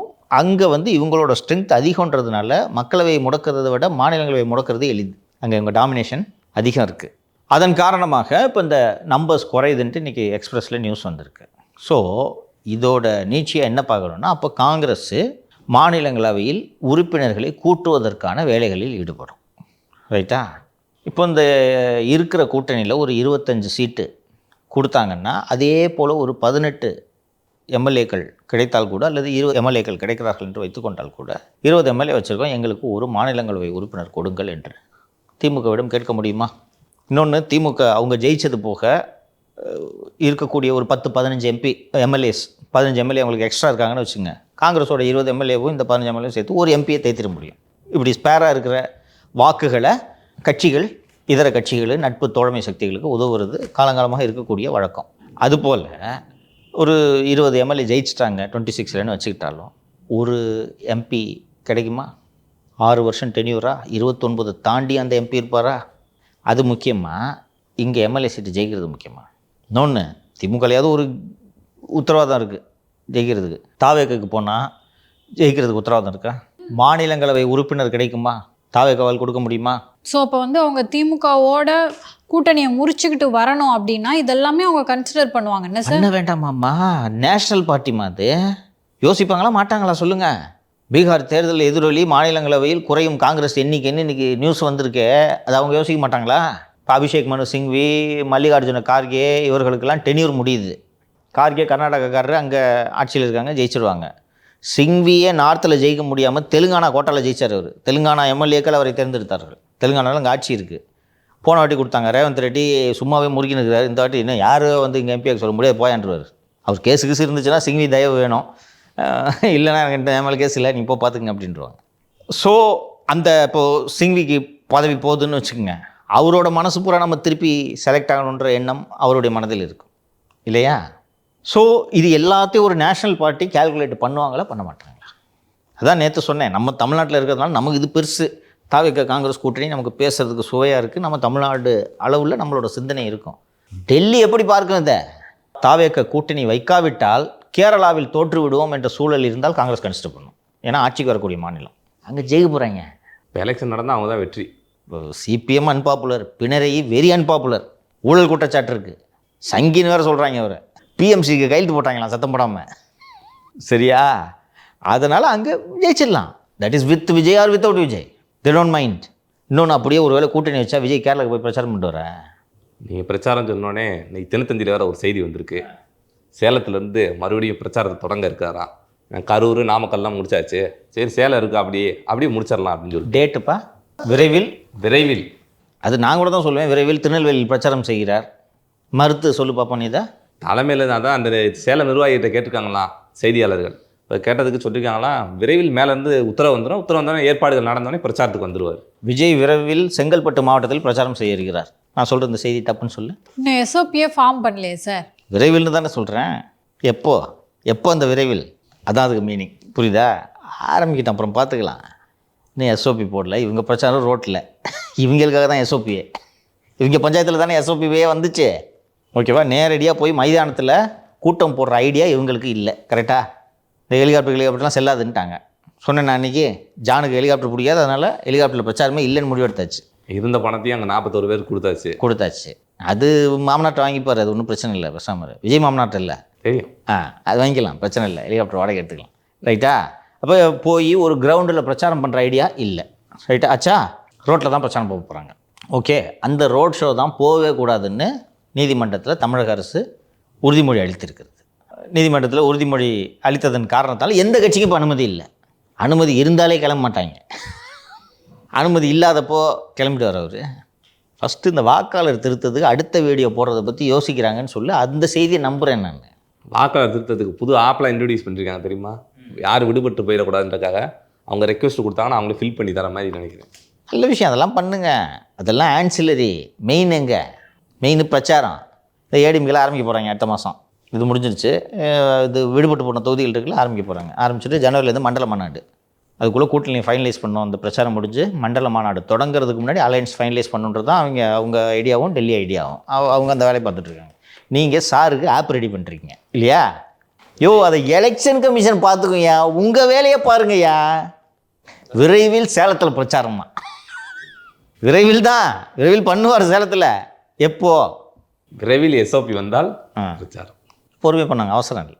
மழை வேற பெய்யுது, கொஞ்சம் நல்ல நாள்லேயே போக மாட்டாங்க. காற்றழுத்த தாழ்வு மண்டலம் வேறு இருக்குன்றாங்க. டிசம்பரில் ஆமாம் சார், ஃபுல்லாக மழை வந்துடும். அப்புறம் எப்படி சார் பிரச்சாரம் பண்ண முடியும்? இப்படி தான். அவருக்கு வேறு உடம்பு சரியில்லாமல் போச்சுன்னா அது ஒன்று. இன்னொன்று, அடுத்து இந்த டிசம்பர் வந்த உடனே மார்கழி மாதத்தில் பிரச்சாரம் பண்ணக்கூடாதுன்றாங்க. பீட மாதம். அங்கே இருக்கு ஜோசிய கருத்து. பீட மாதம். ஒரு பாப்பா இருப்பா 19 போட்டாங்களே இல்லையா மாட்டுச்செல்ல? ஏன் பிறகு இல்லையா? எந்த கட்சியிலையாவது இந்த பார் 10 பேரை போடுவாங்க, 20 பேரை போடுவாங்க, 30 பேரை போடுவாங்க, 50 பேரை அனுப்புவாங்க. ரைட்டா? அது என்னையா கணக்கு? 19 மார்கழி மாதத்தில் பண்ணக்கூடாது தம்பி. நல்ல காரியம் பண்ண மாட்டாங்களா? பீட மாதம். அதனால ஒரு இதா எப்போ? தை பொங்கல் கொண்டாடி தை பிறந்தால் வழி பிறக்குமா? வழி பிறக்கும். அப்போ தையில் பிரச்சாரம் பண்ணுறதுக்கு கிளம்பலான் இருக்கும்போது நம்ம இதுக்கு பிரச்சாரம் பண்ணிக்கிட்டு ஜனநாயகம் வந்துருச்சு இல்லை? ஒரு ஓடட்டும் 15 நாள். ஜனநாயகம் ஓடி முடித்த பிறகு நம்ம பிரச்சாரத்தை ஆரம்பிக்கலாம். இன்னொன்று, தை ஸ்டார்டிங்கில் போக முடியாது, பொங்கல் வந்துடும். எல்லோரும் விடுமுறை நாட்கள் போனால் கூட்டம் அதிகமாக. ஆமாம், கூட்டம் எல்லாம் யார் எங்கெங்கே இருப்பாங்கன்னு தெரியாது. இப்படியே உருட்டிட்டு எலெக்ஷன் வரைக்கும் உருட்டுறாங்களா இல்லையான்னு பாரு. உடுப்பா சீரியஸாக போட்டுக்கிட்ட கட்சிகளை பற்றி பேசுவோம். சார், நேற்று சென்னையில் 10க்கும் மேற்பட்ட இடங்களில் ஈடி ரைட் நடந்துச்சு. என்ன சார் கைப்பற்றினாங்க? என்ன கைப்பற்றினார்கள் என்ற விபரம் இதுவரை வெளியே வரவில்லை. பட் எந்த வழக்கில் அமலாக்கத்துறை இந்த சோதனை நடத்தி இருக்கிறது என்பதை நம்ம எல்லாரும் தெரிஞ்சுக்கணும். நானே அதுக்கப்புறம் தான் இந்த எஃப்ஐஆர் எடுத்து பார்த்தேன். எப்படிலாம் சம்பாதிக்கிறாங்க, திருட்டுத்தனம் பண்ணுறாங்கன்றத பார்க்கணும். விஜிபி குரூப் ஒன்று இருக்குது தெரியுங்களா? பன்னீர்தாஸ் ஒரு குரூப். இந்த விஜிபி தான் அந்த காலத்தில் நிறைய லேஅவுட்டு, ஈஸியாக ஃபுல்லாக லேஅவுட்டு போட்டதில் விஜிபி தான். அதே போல் இங்கே இந்த ஸ்ரீபெரும்புதூர் காரிடார்லேயும் விஜிபி ஒரு லேஅவுட்டை போட்டிருக்காங்க. இந்த விஜிபி குரூப்பில் அந்த குழுமத்தோட வாரிசு விஜிஎஸ் அமல்தாஸ் ராஜேஷ் என்று ஒருவர் இருக்கிறார். அப்புறம் பாஸ்கர் என்றவர் ஒரு இடைத்தரகர். சரியா? ஸோ இந்த விஜிபி லேஅவுட்டு போடுறாங்கல்ல, அந்த காலத்தில் போட்டிருக்காங்க லேஅவுட்டு. 1991 லேஅவுட்டு போட்டிருக்காங்க விஜிபி. அப்போ லேஅவுட்டு போட்டப்போ இதை நம்ம ஏற்கனவே ஓஎஸ்ஆர் லேண்டு பற்றி பேசியிருக்கோம், ஞாபகம் இருக்கா? அந்த போடுற லேஅவுட்டுக்கு ஏற்ற மாதிரி இந்த 10% ஓஎஸ்ஆர் லேண்டு கொடுக்கணுமா? அது மாதிரி ஓஎஸ்ஆர் லேண்டு எவ்வளோ கொடுக்குறாங்கன்னா 2,24,016 சதுரடி. பெரிய இடம். 2,24,016 சதுரடி லேண்டை உள்ளாட்சிக்கு கொடுத்து பத்திரம் பதிவு செய்யப்பட்டு விடுகிறது. 15/4/1991 ஸ்ரீபெரும்புதூர் சப்ரிஜிஸ்ட்ரியில் பத்திரப்பதிவு செய்யப்பட்டு விடுகிறது. ரைட்டா? முடிஞ்சிருச்சு. 30 வருஷமாக யாரும் அந்த லேண்டை பற்றி கேட்கல, எல்லாம் முடிஞ்சு போச்சு. சென்னை பெங்களூர் ஹைவேஸ் போடுறதுக்கு அரசு நிலம் எடுக்கிறது. தமிழக அரசு நிலம் எடுத்து NH-8 கொடுத்து அந்த ரோட்டை 6 லேன் ஆக்க போகிறாங்க. அப்போ இந்த விஜிபி என்ன பண்ணுறாரு? அதுதான் இந்த அமலதாஸ், இந்த வாரிசு அவர் என்ன பண்ணுறாரு? நேராக அந்த பத்திரப்பதிவுத்துறை அலுவலகத்தில் போய் அந்த 2,24,016 சதுரடி லேண்டு தானமாக கொடுத்தோம்ல, அந்த லேண்டு தவறாக கொடுத்துட்டோம், தப்பாக ரெஜிஸ்டர் பண்ணிட்டோம். அதனால் அந்த கிஃப்ட் டீடை ரத்து பண்ணுங்க. 91 பதிவு பண்ணாங்க, அந்த கிஃப்ட் டீடை ரத்து பண்ணுங்கன்றாங்க. ரத்து பண்ணுறதுக்கு இந்த உள்ளாட்சி அமைப்பு கிட்ட தானே இந்த லேண்ட் இருக்குது. பிடிஓ, பிளாக் டெவலப்மெண்ட் ஆஃபீஸர், அந்த ஸ்ரீபெரும்புதூர் வில்லேஜ்னு வச்சுக்கோங்களேன், அங்கே அதோட பிடிஓ, அந்த பிடிஓ நோ அப்ஜெக்ஷன், இந்த பத்திரத்தை ரத்து பண்ணுறது எங்கிட்ட இருக்க லேண்டு தான், நோ அப்ஜெக்ஷன், தான பத்திரத்தை ரத்து பண்ணுறது நோ அப்ஜெக்ஷன் கொடுத்துறாரு. அது ஃபோர்ஜரி. ஸோ நேராக செங்கல்பட்டு சப்ரிஜிஸ்ட்ரியில் போய் 91 பதிவான அந்த தான பத்திரம், கிஃப்டாக தானே கொடுக்குறாங்க உள்ளாட்சிக்கு, அந்த தான பத்திரத்தை ரத்து பண்ணுங்க அப்படின்னு கேன்சலேஷன் டீடு ஒன்று எடுத்துக்கிட்டு இந்த விஜிபி போகிறாங்க. போனோடனே சப் ரிஜிஸ்ட்ரார் அந்த பிடிஓட்ட ஒரு ஃபோன் பண்ணி கேட்டு தான் முடிஞ்சு போச்சு. என்ன சார் ஏன் சார் ரத்து பண்ணுறீங்கன்னு கேட்டால் முடிஞ்சு போச்சு. அவர் வேகமாக அந்த தான செட்டில்மெண்ட்டை ரத்து பண்ணிடுறார். அப்போது தானமாக கொடுத்த 2,24,016 சதுர அடியை ரத்து செய்தால் நிலம் மீண்டும் யாருக்கு போகுது? பிஜேபிக்கு போயிடுது. ரைட்டா? போன உடனே கவர்மெண்ட்டு இந்த ப்ராஜெக்ட் எல்லாம் எடுக்கிறதுக்கு எத்தனை பங்கு தர்றாங்க? 3.5 மடங்கு தர்றாங்க. ரைட்டா? இந்த 2,24,016 சதுர அடிக்கு அரசுக்கு கொடுத்து 3.5 மடங்கு காசு வாங்கிட்டாங்க. 3.5 மடங்கு காசு 13,68,18,871 ரூபா அரசாங்கத்துக்கிட்டேருந்து வாங்கியிருக்கு. இதை வாங்கி இது எல்லாருக்கும் தெரியுது. இது கவர்மெண்ட் ஆஃபீஸருக்கு இதை பார்த்தோன்னே தெரியும். என்னது, உள்ளாட்சி அமைப்புக்கு கொடுத்த ஓஎஸ்ஆர் லேண்டு வேணான்னு கேன்சல் பண்ணுறீங்களா? என்னயா கணக்கு இது? யாருக்கு இருந்தாலும் சந்தேகம் வரும்ல. வேக வேகமாக எல்லாம் கொடுத்து அப்போ நர்மதான்னு சொல்லிட்டு ஸ்பெஷல் டிஆர்ஓவாக இருந்திருக்கிறாங்க. இப்போது டிஆர்ஓவாக இருக்காங்க அவங்க. இதில் ஆதி திராவிடர் ட்ரைபல் வெல்ஃபேர் டிபார்ட்மெண்ட்டில் டிஆர்ஓவாக இருக்காங்க. இவர்கள் மீதெல்லாம் 2023 லஞ்ச ஒழிப்புத்துறை வழக்கு பதிவு செய்திருக்கிறது. அந்த வழக்கில் அமலாக்கத்துறை நேற்று சோதனை. இந்த நர்மதா இவங்க வீடு நடுவில் இந்த ரியல் எஸ்டேட் புரோக்கர் வேறு சில இடங்கள் பணம் டீல் பண்ணுற இடங்கள் இதில் போட்டிருக்கு. இது அரசியல் ரீதியாக எந்த விதமான முக்கியத்துவமும் இருப்பதாக தெரியவில்லை. தேவைப்பட்டால் இதை நாங்கள் அரசியல் ரீதியாக முக்கியத்துவம் வாய்ந்த சோதனையாக மாற்றுவோம் என்று அமலாக்கத்துறை அதிகாரிகள் தெரிவித்தனர். கேட்டேன், என்ன சார் இதில் பொலிட்டிக்கலாக எதுவும் இருக்கான்ட்டு. இல்லை இந்த இதில் தான் போயிருக்கணும். இல்லை சார் இதில் ஒன்றும் பொலிட்டிக்கல் இல்லை, தேவைப்பட்டால் மாற்றுவோம். சரி, ஏன் சார் இன்றைக்கி வரீங்க? நீங்கள் முந்தா நாள் சர்ச்சுக்கு வந்திருக்கலாம், நாளைக்கு சர்ச்சுக்கு போயிருக்கலாம், இன்றைக்கி ஏன் சார் வந்தீங்கன்னா வர்ற இன்றைக்கி ஏதாவது ஒன்று பண்ணணுன்றதுக்காக தான் இன்றைக்கி வச்சாங்க அப்படின்ட்டு பண்ணுறாங்க. அதாவது தொடங்கிட்டோன்றதை தெரிவிக்கணுமா, அதுக்காக தான் நேற்றைய தினத்தை தேர்ந்தெடுத்து இந்த சோதனை நடைபெற்றிருக்கு. எனக்கு இந்த எஃப்ஐஆரை படித்தோடனே இந்த மக்களுக்கு எக்ஸ்பிளைன் பண்ணணும்னு தோணுச்சு. எப்படி பண்ணியிருக்காங்க பாருங்கள். அரசாங்கத்தோட லேண்டை திருப்பி அந்த தனியார் எடுத்துக்கிற மாதிரியான ஒரு விஷயத்தை அரசு லெவலில் தானே முடிவெடுக்கணும். இது அமைச்சர் கையெழுத்து போட வேண்டிய ஃபைல் இல்லையா? லோக்கல் பிடிஓ பரவாயில்ல எடுத்துக்கங்கன்னு எப்படி சொல்ல முடியும்? யார் லேண்ட் அது? அரசு சொத்து இல்லையா? கொடுக்கலாம், தப்பு இல்லை. அவர் அந்த பிடிஓ அவரோட கலெக்டருக்கு லெட்டர் எழுதி, கலெக்டரு ரெவென்யூ அட்மினிஸ்ட்ரேஷன், அப்படி இல்லைன்னா ரூரல் டெவலப்மெண்ட்டுக்கு லெட்டர் எழுதி, ரூரல் டெவலப்மெண்ட்டு அமைச்சர்கிட்ட வச்சு, அமைச்சர் முதலமைச்சர் வரைக்கும் போகணும். இந்த கோப்பு 2,24,000 சதுர அடினா சரி கொடுக்கலாம்னு முதலமைச்சர் உத்தரவு போட்ட பிறகு அரசாணை வெளியிடணும். இம்பிட்டு பர்மிஷன் வாங்குறதுக்கு அந்த நிலைமை வேணாம்னு சொல்லிட்டு போயிருப்பாரு அவர். அதுதான் ப்ரொசீஜரு. 1/4 இன்ச் இடத்த எடுக்க முடியாது. நீ இதை பிடிஓ என்ஓசி கொடுத்த உடனே பதிவு பண்ணுறாரு அந்த ரிஜிஸ்ட்ராரு. அந்த லேண்டுக்கு 3.5 மடங்கு பணத்தை வாங்கி தர்றாங்களே. பணம் கொடுக்குறது என்ஹெச்ஏ தானே ரோடு போடுது. அந்த என்ஹெச்ஏ லேண்டு எடுக்கிறதுலாம் அவங்களுக்கு தெரியாது. இதுக்கு தான் டிஆர்ஓ லேண்ட் அக்விசிஷன் ஒரு போஸ்ட் கொடுத்துருவாங்க. இந்த சென்ட்ரல் கவர்மெண்ட் ப்ராஜெக்ட் இருந்தாலும் மாதிரி லேண்ட் அக்விசிஷன் ஒருத்தர் போட்டுருவாங்க. இந்த ரெவன்யூ அத்தாரிட்டிஸோட வேலை லேண்டை வாங்கி என்ஹெச்ஐட்டு கொடுக்குறது. என்ஹெச்ஐ நீங்கள் லேண்டு கொடுக்க காசை போட்டுக்கிட்டே இருக்கும். இந்த அம்மா அங்கே இருக்கும்போது எனக்கு தெரிஞ்ச அப்போவே கிட்டத்தட்ட 150 கோடி இந்த நர்மதா சம்பாரிச்சாங்கன்னு அப்போ டீ கடை பெஞ்சில் நியூஸ் வந்துருந்துச்சு. அந்த பீரியடில் 14-15 பீரியடில். அதில் தான் இன்றைக்கி இடி கையில் எடுத்திருக்காங்க. இது மாதிரி லஞ்ச ஒழிப்புத்துறையில் நிலுவையில் இருக்கிற எஃப்ஐஆர் எல்லாத்தையும் எடுத்து எதில் எல்லாம் உள்ளே போட முடியுமோ வருவாங்க. இப்போ ரீசெண்டாக எடப்பாடியை குறி வைக்கலான்னு ஒரு ஐவேஸ் எஃப்ஐஆர் ஒன்று போட்டிங்களா? எடுத்துக்கிட்டு எங்கே வருவாங்க? திருவான்மியூர் உத்தண்டிக்கு ஒரு டெண்டர் போடலான்னு திட்டம் போட்டார்ல, அங்கே வருவாங்க. சரி சார், இந்த ஆஸ்லேட்டில் பல நிகழ்வுகளை பேசினா தொடர்ந்து நானே பேசுவேன் சார். நன்றி சார். நன்றி சார்.